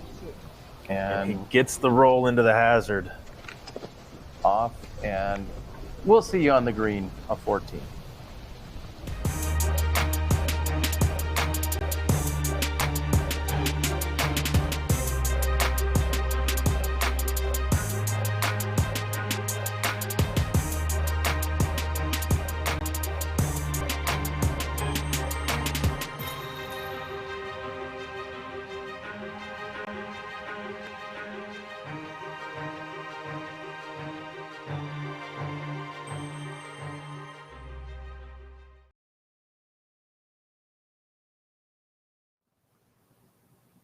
I believe our cameraman maybe got himself a metal detector. He was looking for something else in the sand other than Wysocki's disc, which we saw on the right side of your screen. Hey, man, you do what you can. You do what you can. That's what happens when you're in the disc golf media. Well, we're out here enjoying the day. Thank you guys for tuning in and taking part of the 2018 Utah Open presented by Prodigy Discs. Before we go any further, I have to say, Dixon, it's a very special day. It's a happy birthday to us here on the Disc Golf Pro Tour. 2 years ago today was the very first Disc Golf Pro Tour event. So we have to say thank you to Steve Dodge. Thank you to Disc Golf. Thank you to everyone that has had any contribution in any form to the Disc Golf Pro Tour, including all of our supporters and partners throughout these years. It's been a real honor. I've been there from day one. And frankly, I don't know what I'm still doing here with Steve Dodge in control, but it's a very special day. So thank you to all of our viewers and fans. Oh, yes, that little boy in the crowd right behind Paul went running right to behind him, right as he was getting ready to let go, and then stopped. I wonder if he heard that happening right behind him.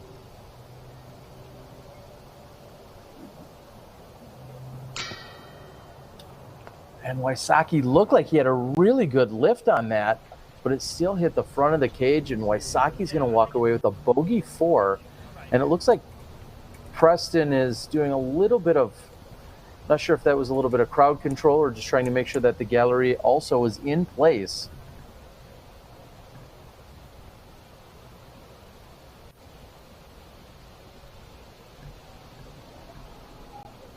It's going to be a huge putt for Preston, and he converts. We'd love to see that here on hole number 14. And because of our proximity, so we have an open window in our studio here, and there is a lot of cheering going on outside, and I think I see a disc in the basket of hole 18. I'm going to guess that we just had an ace on 18, so I'll pay attention to you, disc, and see who that might be coming in. Oh, but not over the edge. Lewis Bitney is short. And Macbeth, in fact, did stay inbounds. He didn't find the hazard, but he's going to tap in for the par. He's still going to gain a stroke on Wysocki, though. And Bitney, with a little enthusiasm, taps in. We're moving over to 15.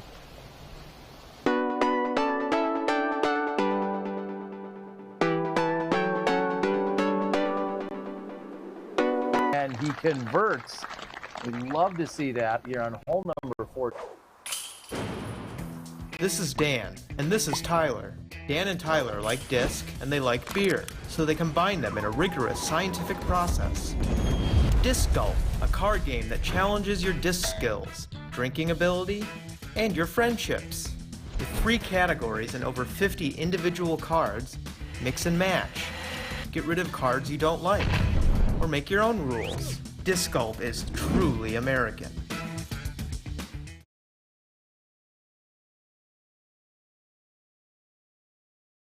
Be any aces happening. This is our final par 4 of the round, 651 feet. And the idea here is just get over the water and land safely. Now, they're going to have a right to left tailwind.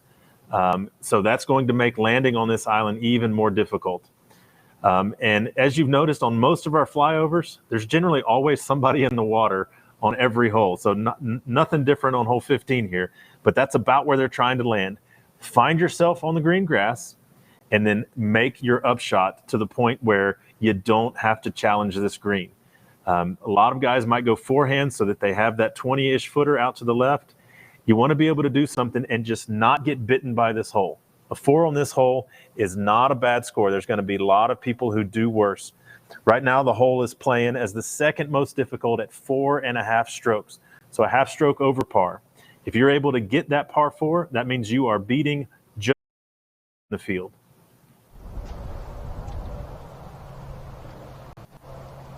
Looks like we see Ray Johnson getting ready for what will be his shot here as he's rubbing off his disc. I'm guessing it was maybe just some humidity. I doubt he threw one in the water.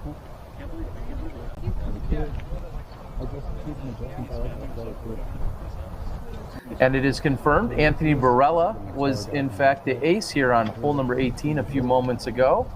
Anthony, a roller coaster of a round and a few more over par strokes than he was hoping for by maybe a half dozen or so. Yeah, so he was 5 under par yesterday and 1 over today, even with that ace. And Joel Freeman throwing a forehand here on the approach of hole number 15. And you mentioned a moment ago you saw someone in the water. That's the danger of hole 15. Not only do you have to clear water on your tee shot, but then your second shot water can also come into play. There is no letting up here on 15. Well, and with the particular wind that they have right now, not only are you bringing in the water right there short, if you fly over that tee box, you can actually find an OB creek that's left of this hole, or even some backyards if you really crank one. Ricky taking in the action, or possibly waiting to hand out a trivia question. I'm not sure. I was just going to say.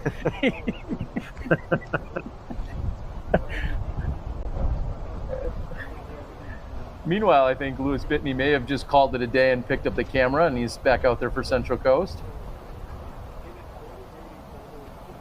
And we'll see if that comes back in, waiting on the spotter. Oh, he got the roll. And I'm going to guess green because I can't see it when he stuck it up in the tree there. Green paddle. And actually yesterday when Colton was playing, I misnamed him as Cameron right here, so I can finally say, hey, Cameron threw a good shot to the green. I was just a day early by saying that.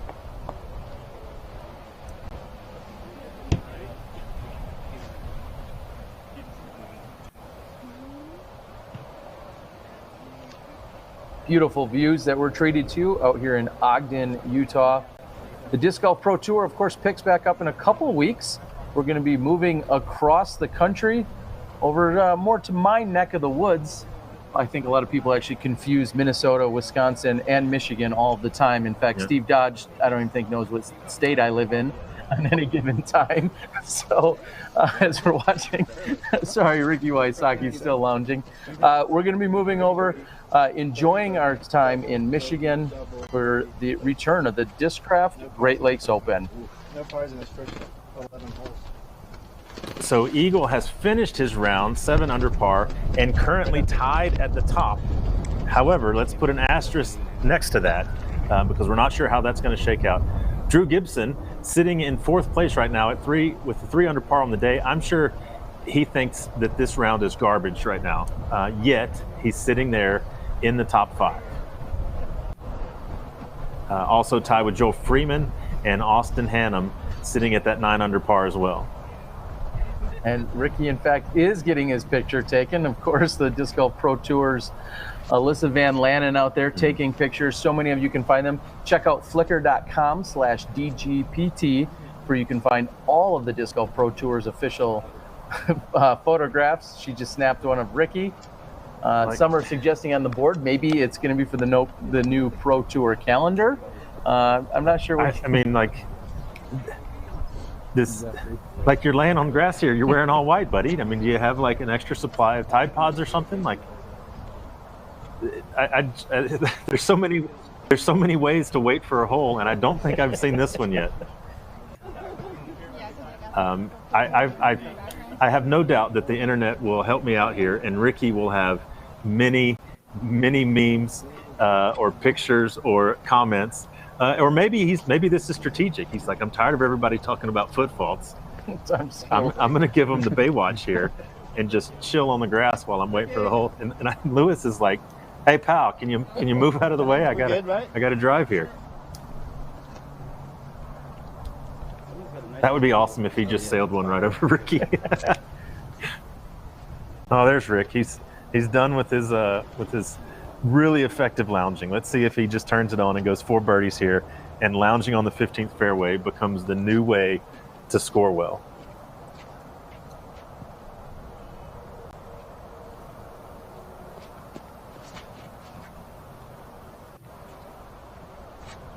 And there is Preston hanging one out over the water.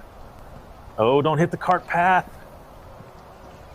He has gone over the sidewalk into that other penalty there. Now, this is what we're talking about with that wind. He had that at a fine angle as far as yesterday goes, but it pushed and pushed and pushed all the way over that sidewalk. But even then, there's still about 5 feet worth of space over that sidewalk that is safe, but there is an OB ditch on that side. And if you haven't already put it together, this is an intersection where you also have the tee from hole number 4 just to the right. And Paul seeing that and correcting and going extremely wide right.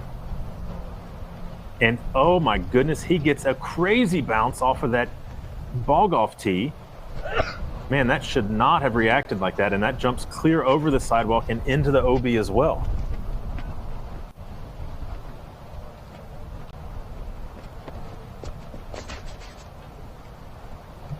Lewis saying, okay, well, both of them went OB. I'm going to go even further right. We'll see if that's going to fight back, and it does. And that does. Holy cow, that is way down there. That has to be one of the skinniest parts of the green here, or I should say the landing zone.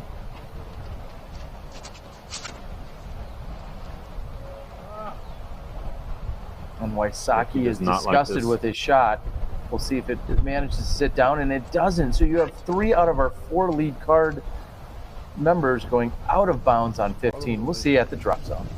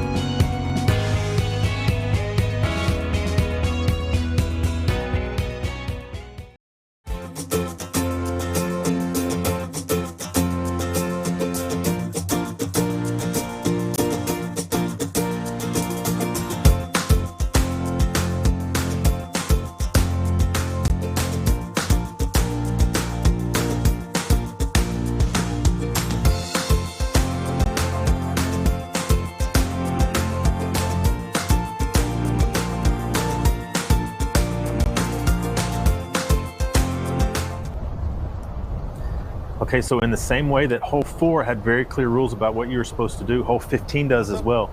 You only go to the drop zone if you are OB in the pond. Okay, good. I thought Ricky was lining up to go to the drop zone there. So anything that goes OB into this ditch plays it as standard OB rules. And on this one, here's how he words it at the beginning. Any tee shot, I repeat, any tee shot that comes to rest OB in the pond, players will continue to the marked drop zone. So all TDs out there, if you're curious about how to clearly define something on a hole, follow the example here from Jade and the Utah Open staff.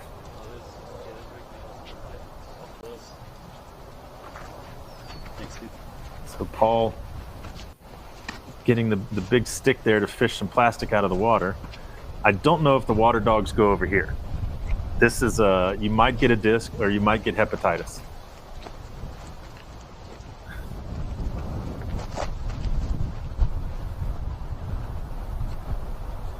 Man, Paul 1040 disc retriever as well.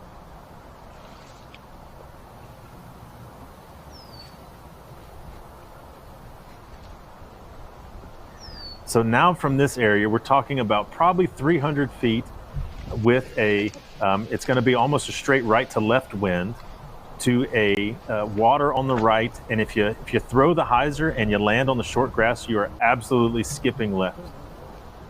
Do you want to skip left? Because that's how you skip left. Throw a hyzer and land on the short grass. So they might be thinking forehand. However, that's going right towards the water. But with the right to left crosswind, that should slow those forehands down a little bit, and they might be able to manage well. Yeah, because you can't throw, I mean, you could throw dumber forehand from there. About it.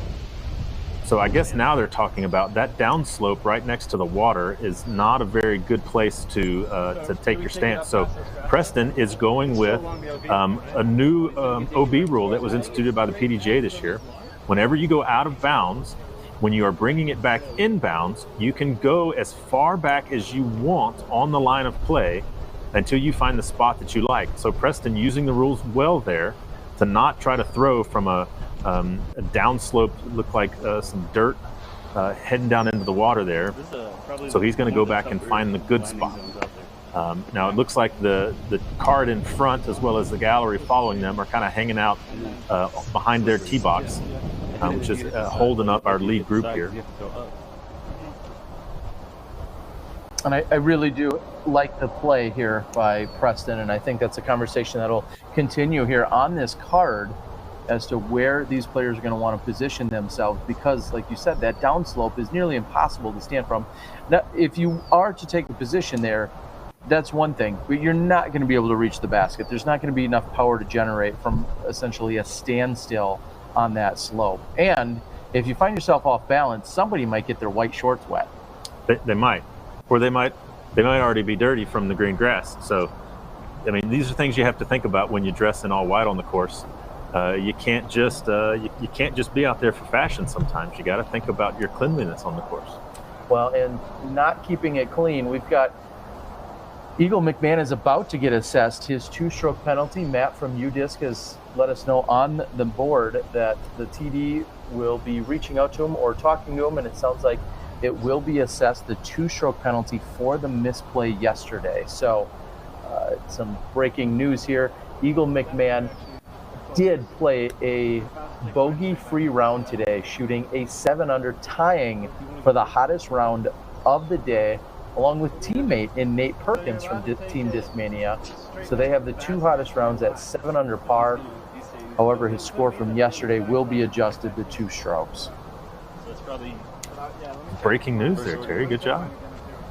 Smashbox exclusive, as we like to call those. Can we get a soundboard that we could play the dun dun dun dun, something like that? Or? This just in. Our lead card is not playing well today. Well, right now they're just not playing. But it looks like maybe the card ahead is starting to clear out. So now that all of them have had ample opportunity to come up with what they want to do and where they want to do it from, now it's time to play. So Paul as well is going way back here. This is probably 50 or 60 feet behind where he went in the water. But this is the only place where he can get a good footing. So boys and girls, knowing the rule book can help you out. Now, my question would be to follow that is, had Preston not led with that initiative, do you think these others would have done this, thought that on their own? I don't know. I mean, it is a new rule this year, and so likely these guys have not played it very much. So they may not have ever had this opportunity in competition.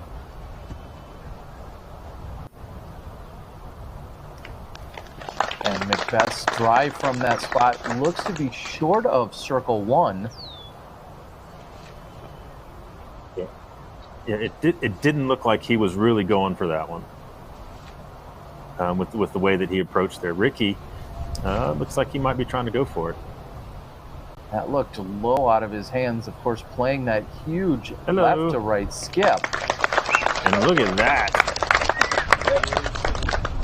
So that elevation on the skip is due to that crosswind. As soon as it starts lifting, the nose being so drastically up as it goes left to right, the wind gets under it and just shoves it 20 feet into the air.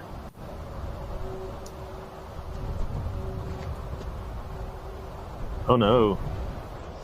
Oh no. That needs to sit down. Oh. Although it almost gets to basket height, Preston finds himself OB water on the right side. Man, and he was recovering. He was back to just one over for the round. Let's see if they can clean the rest of this up. Lewis will be going first here. It seems like it's been forever since he threw his good drive, but now it'll be his opportunity to say, all right, boys, watch this. You just throw a hyzer and then you throw another hyzer.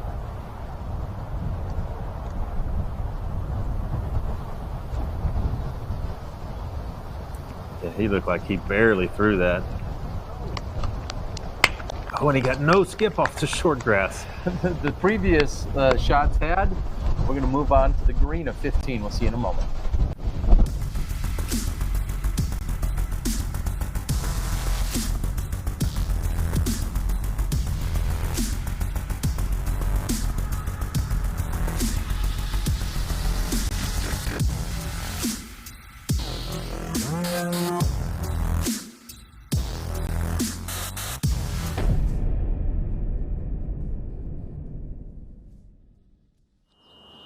Back it up.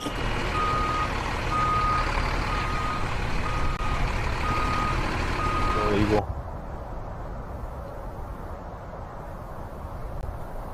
So now here's Paul trying to save par. Oh. And that one also carried on him, giving it a good run, making sure that he had plenty of power from about 55 feet.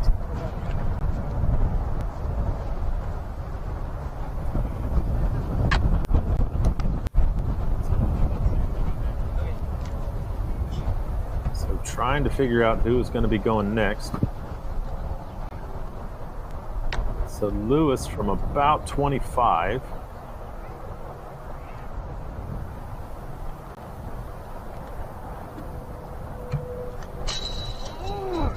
Oh.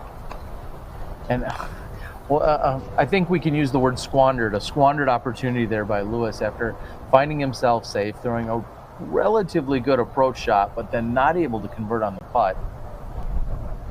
Yeah, that one will sting a little bit because I would be willing to bet that he felt like he threw his second one good, and he just didn't get the ground action that he thought he might and left himself a tester there.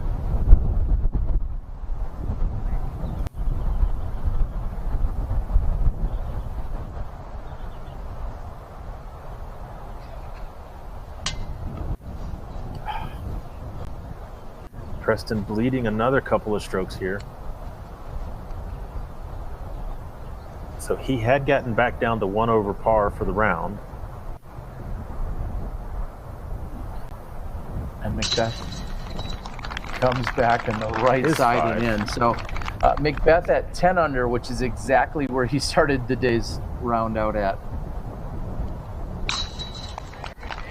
And Ricky in for his par. So if you are following along on UDisc, the penalty has been assessed to Eagle. He is now sitting tied third at 9 under par. So Lewis making the long, lonely walk after his birdie miss. He will tap out, and we will get ready for the last 2 holes after a word from our sponsor.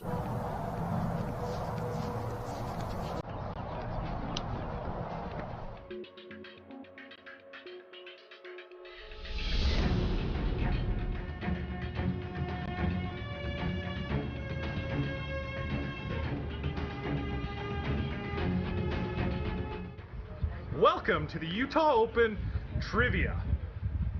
The Mormon Temple in Salt Lake City is an amazing work of architecture. How long did it take to be constructed?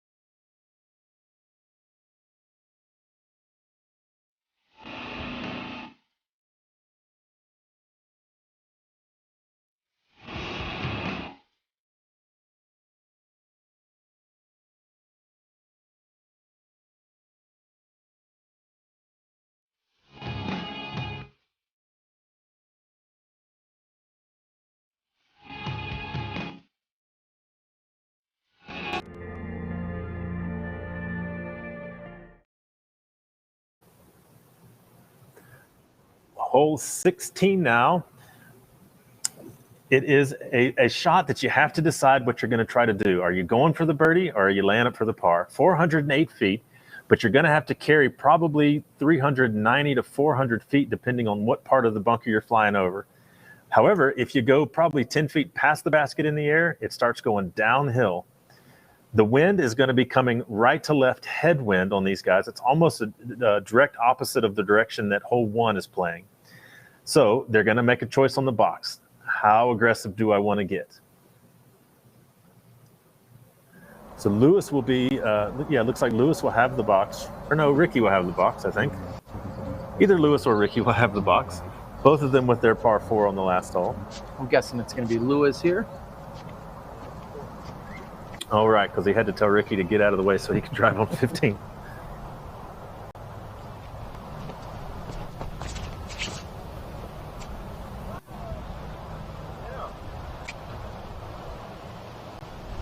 Now it's just a wait and see kind of moment, and it looks like that stayed in bounds. And it is. It's going to be just outside the circle. Approximately 36, maybe 37 feet uphill. That's a good spot to be. That's a good putt. Relatively safe putt from there, but really close to the bunker, so your putt is as small as it can be while staying short. Ricky going with the forehand again, and this is what happened to him yesterday.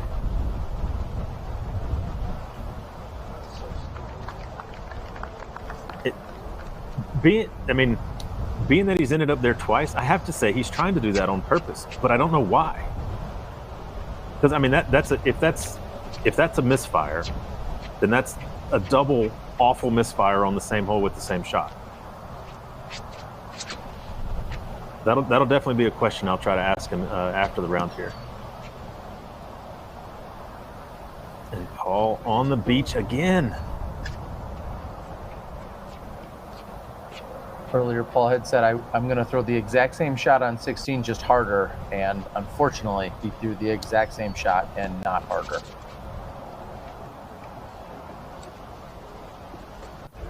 And Preston just turns around and walks off. But hey, he's short of the bunker. And maybe he was trying to go for it, but he's short, so that's fine. Let's take a break as they walk up to the basket.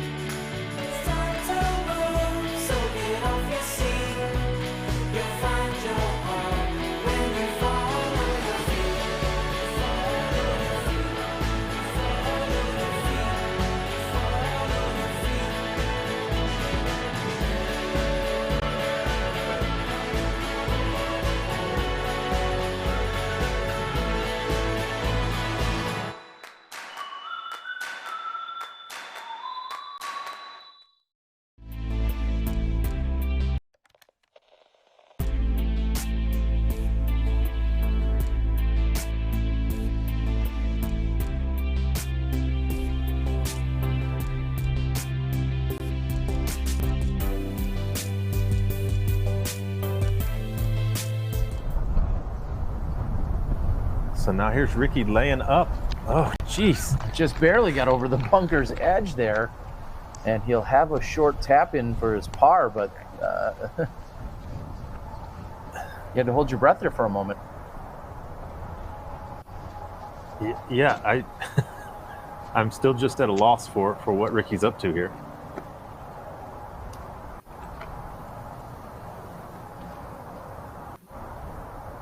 Well, and to follow up what you said earlier, you might catch up with him after the round to confirm if that's a misfire or if maybe that's some kind of strategic play. Pros love it. Just this is a pro tip. Just go up to them, ask them why they've performed so poorly on any given shot. That's usually a great question. Get the autograph first, though.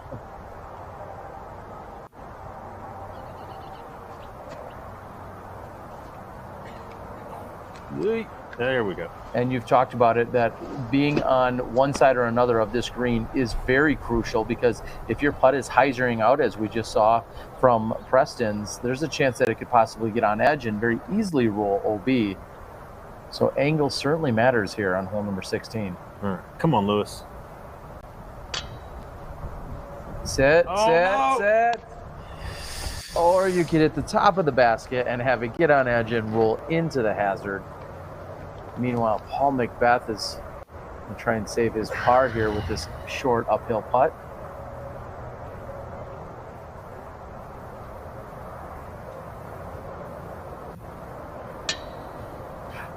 And oh my goodness, what have we just seen? Paul Macbeth also hits high on the band. This one sits down, unlike the previous attempt by Bitney. So now Ricky's looking like a mad genius. Throw over to the right, barely clear the bunker, stay in for your 10-footer for the par. Now, are we too far from Emporia where maybe these guys could still get in on that free B tier tomorrow, or the match play, amateur match play? Okay. Either way, we're moving on from 16. I'll give them a harder time when we get to 17 in a moment.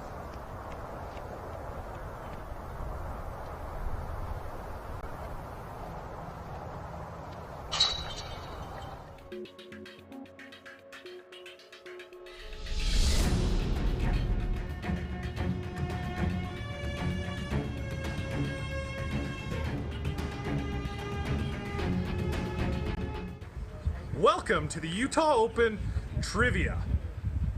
The Mormon Temple in Salt Lake City is an amazing work of architecture. How long did it take to be constructed?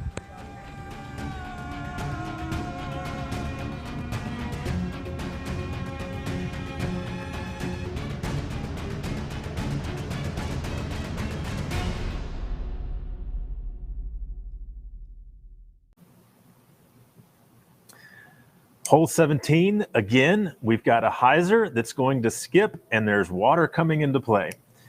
Yesterday, a couple of our guys went with the forehand to try to keep that water out of play. Basically, you're just going to have to do whatever you're comfortable with on this 375-foot hole to give yourself as short of a putt as possible. There's really not a good 40-foot putt on this hole, so you got to try to burn it in there, get some ground action, but not too much because of that downslope that goes right to the water, less than 15 feet from the basket. So this is going to be, the wind does look like it is dying down, at least in that, at least on the screen there. However, I'm looking out the window and it is definitely blowing right now. This will be a right to left crosswind. Ricky going with a big high forehand. And he bounces into the water. Wow. I wasn't expecting that to get a lot of ground action because of the wind and the angle there, but he just landed it on really the skinny spot. If he had been maybe 10 feet longer, 20 feet shorter, I don't think it would have bounced all the way in. Preston now going out flatter and lefter to try to solve that problem. He looks to be just about at circle's edge. Now, at what point are you comfortable running this putt? At what distance?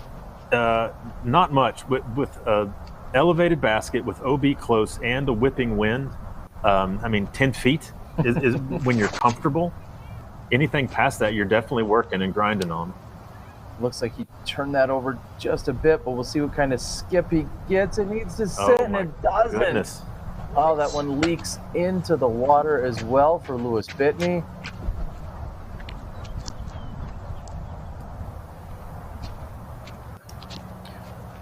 good news is if there's alligators in there, he may have the upper hand.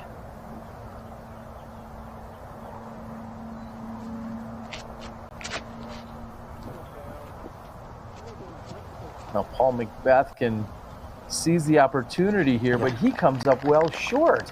I am not sure what's going on. Let's find these guys on the green. And how long did it take to build those temples? Welcome to the Utah Open Trivia. The Mormon Temple in Salt Lake City is an amazing work of architecture. How long did it take to be constructed?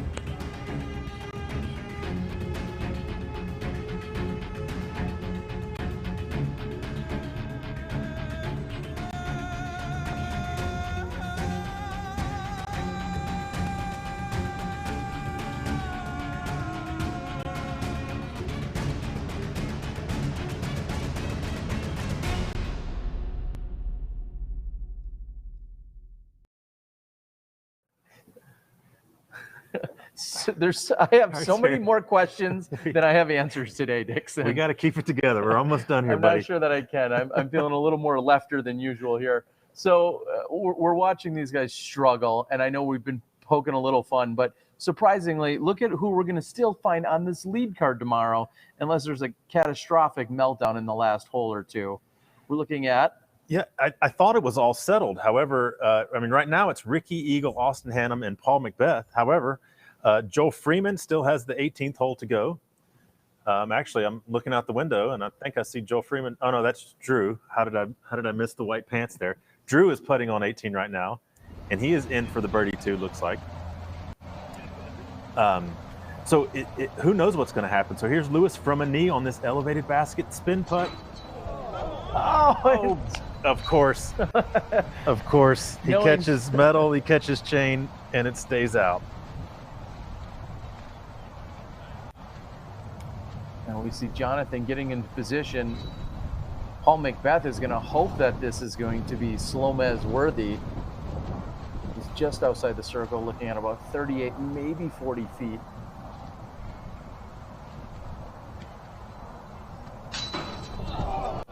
Oh no, what is happening? The roll, sit down. What is going on?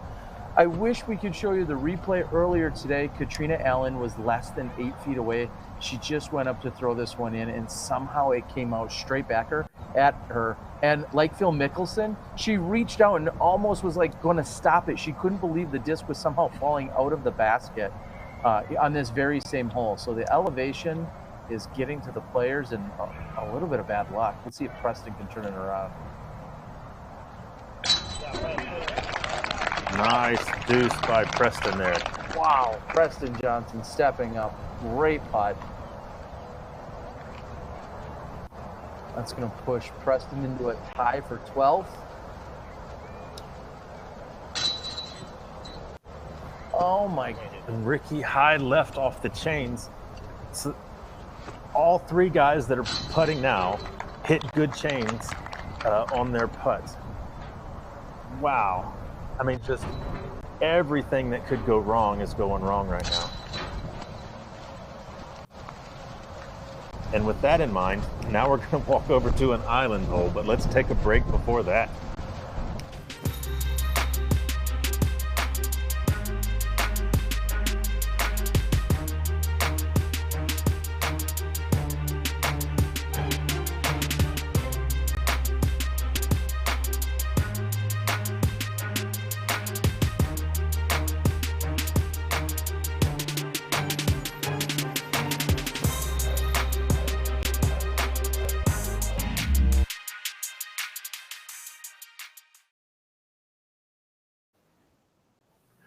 So hole 18, it's just a tiny little hole. I was talking with Tina Stenitis about it earlier. It's right there. It's so short, yet it is so difficult. 207 feet. There's plenty of landing area, but you've got this whipping wind. You've got the thought that it's either a birdie or a bogey. You've got the thought of the bad round that you've had going. You just want to salvage this last couple of strokes. Let's see if they can bring it home safe here. And maybe for the first card today, get 4 safe shots. I'm going to say it's not that difficult. Anthony Barella just a short while ago aced here on hole number 18.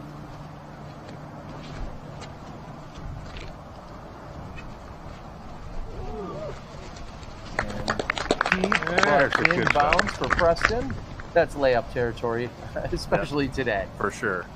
It's so easy to overthrow this hole. I was talking with Devin. He said he was playing a practice round and he thought he had an ace run, and it skipped off the concrete and hit the building behind it.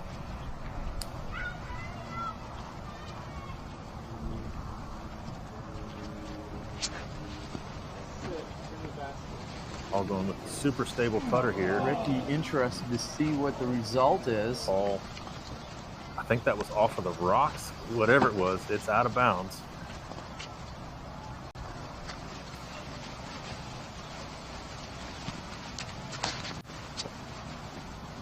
Ricky going with his favorite disc in the world on this hole. And he is in and tight to the rocks there. It looks to be a very makeable putt, though, from where Wysocki is. I believe this is a quake. Oh, no, get down. And that finds There us you right go. on the line of the circle. We've got a walk on 18. We'll see in a moment. Are you currently looking for the one? How do you get hooked up usually? Through friends, Players' parties. sometimes even fans. And how's that been working for you? Not so good. Have you ever tried looking online? Never. You should check this site out. Oh my gosh. Wow. Find your go-to disc at blankinkdiscs.com today. 2018 Tour Support Discs available now. Gotta get one. I need one.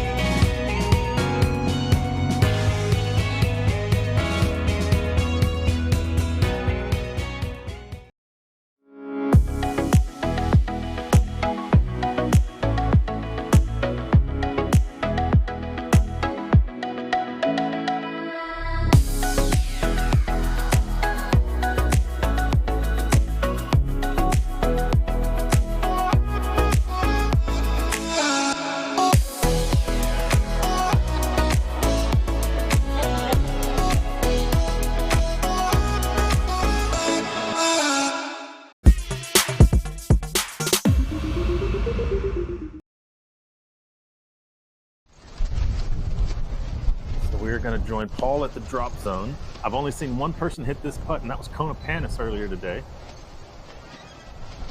Paul's got a headwind, and it looks like he's giving it a full run and gets off.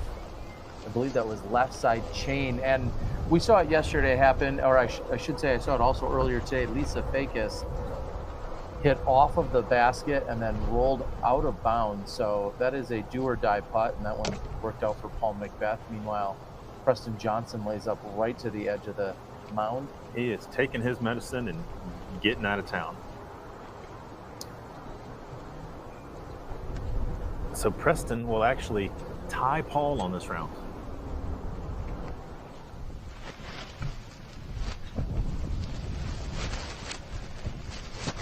And it looks like Wysocki is possibly waiting on a distraction. I think Lewis was grabbing some watermelon out of the ladies' tent there. Well, now he is going to be faced with a decision of going at this putt. I think he's going to go at it, and I'm not feeling good right now. I am not, and I don't know. No, Oh, jeez. Lewis, no. Oh, jeez. That is waterlogged for Lewis Bitney. And Ricky for the lone birdie. Feels like on the back nine. And he is in safe. Preston seems like a genius now to lay up and take my par. And a 2 under on the round by Ricky Wysocki is going to keep him in the lead. What a crazy turn of events out here today. Macbeth fires it in on hole number 18.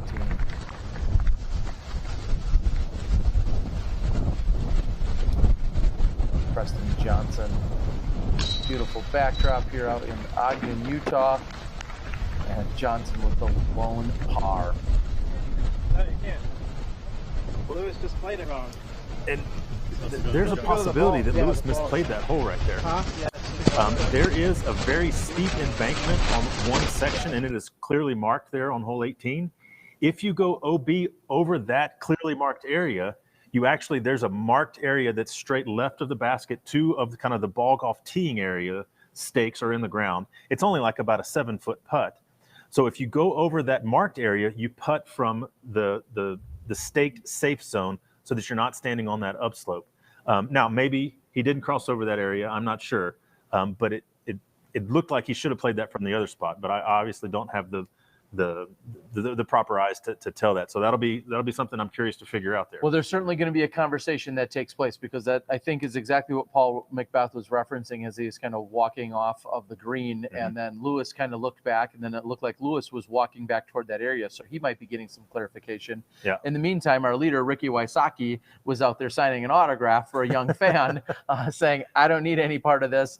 It's been a long enough, tough enough day. And sure enough, it looks like you're seeing a few of the scores pop up on the screen. Ricky Wysocki, a 2-under par. The 2-under par on the round brings him to a total of 11 under par. And Ricky Wysocki is your outright leader by a single stroke right now. I would not have taken money to say that Ricky wouldn't be the leader going into the round. But if you would have had me bet that Ricky would be the leader shooting a 2-under par, I would have lost my shirt on that bet. I can't believe the scores as bad as they were today. But Ricky's in the lead. We'll see how it shakes out tomorrow. Well, he is your reigning champion here from the Utah Open, and we're looking forward to it. Joining him on the card tomorrow will be Joel Freeman, Eagle McMahon, and Austin Hannum. We're very excited to bring you the action. We're going to be right here. Of course, we're going to have all of the women's coverage. It will be the same 4 women who are battling it out. It's a very tight battle on the women's side. We'll give you that shot-by-shot action. We're going to have 2 new FPO commentators in here 1 hour before the men's tee off so that you can watch the round in its entirety, thanks to the amazing staff and crew and everyone else out there. So for everyone out here that's been involved in this crazy day, as we've seen it, Jade Sewell and his crew, along with Rob and everyone else from here on the property, thank you so much. We've got to thank our cameramen out there, Trent and Chad, giving you the action, Gary to the O, Johnny V back at the controls, Dixon Jowers, Steve Dodge, and the rest of the Disc Golf Pro Tour celebrating our 2nd birthday. I'm Terry Miller, the Disc Golf Guy. We'll see you tomorrow when you step inside the Smash Box.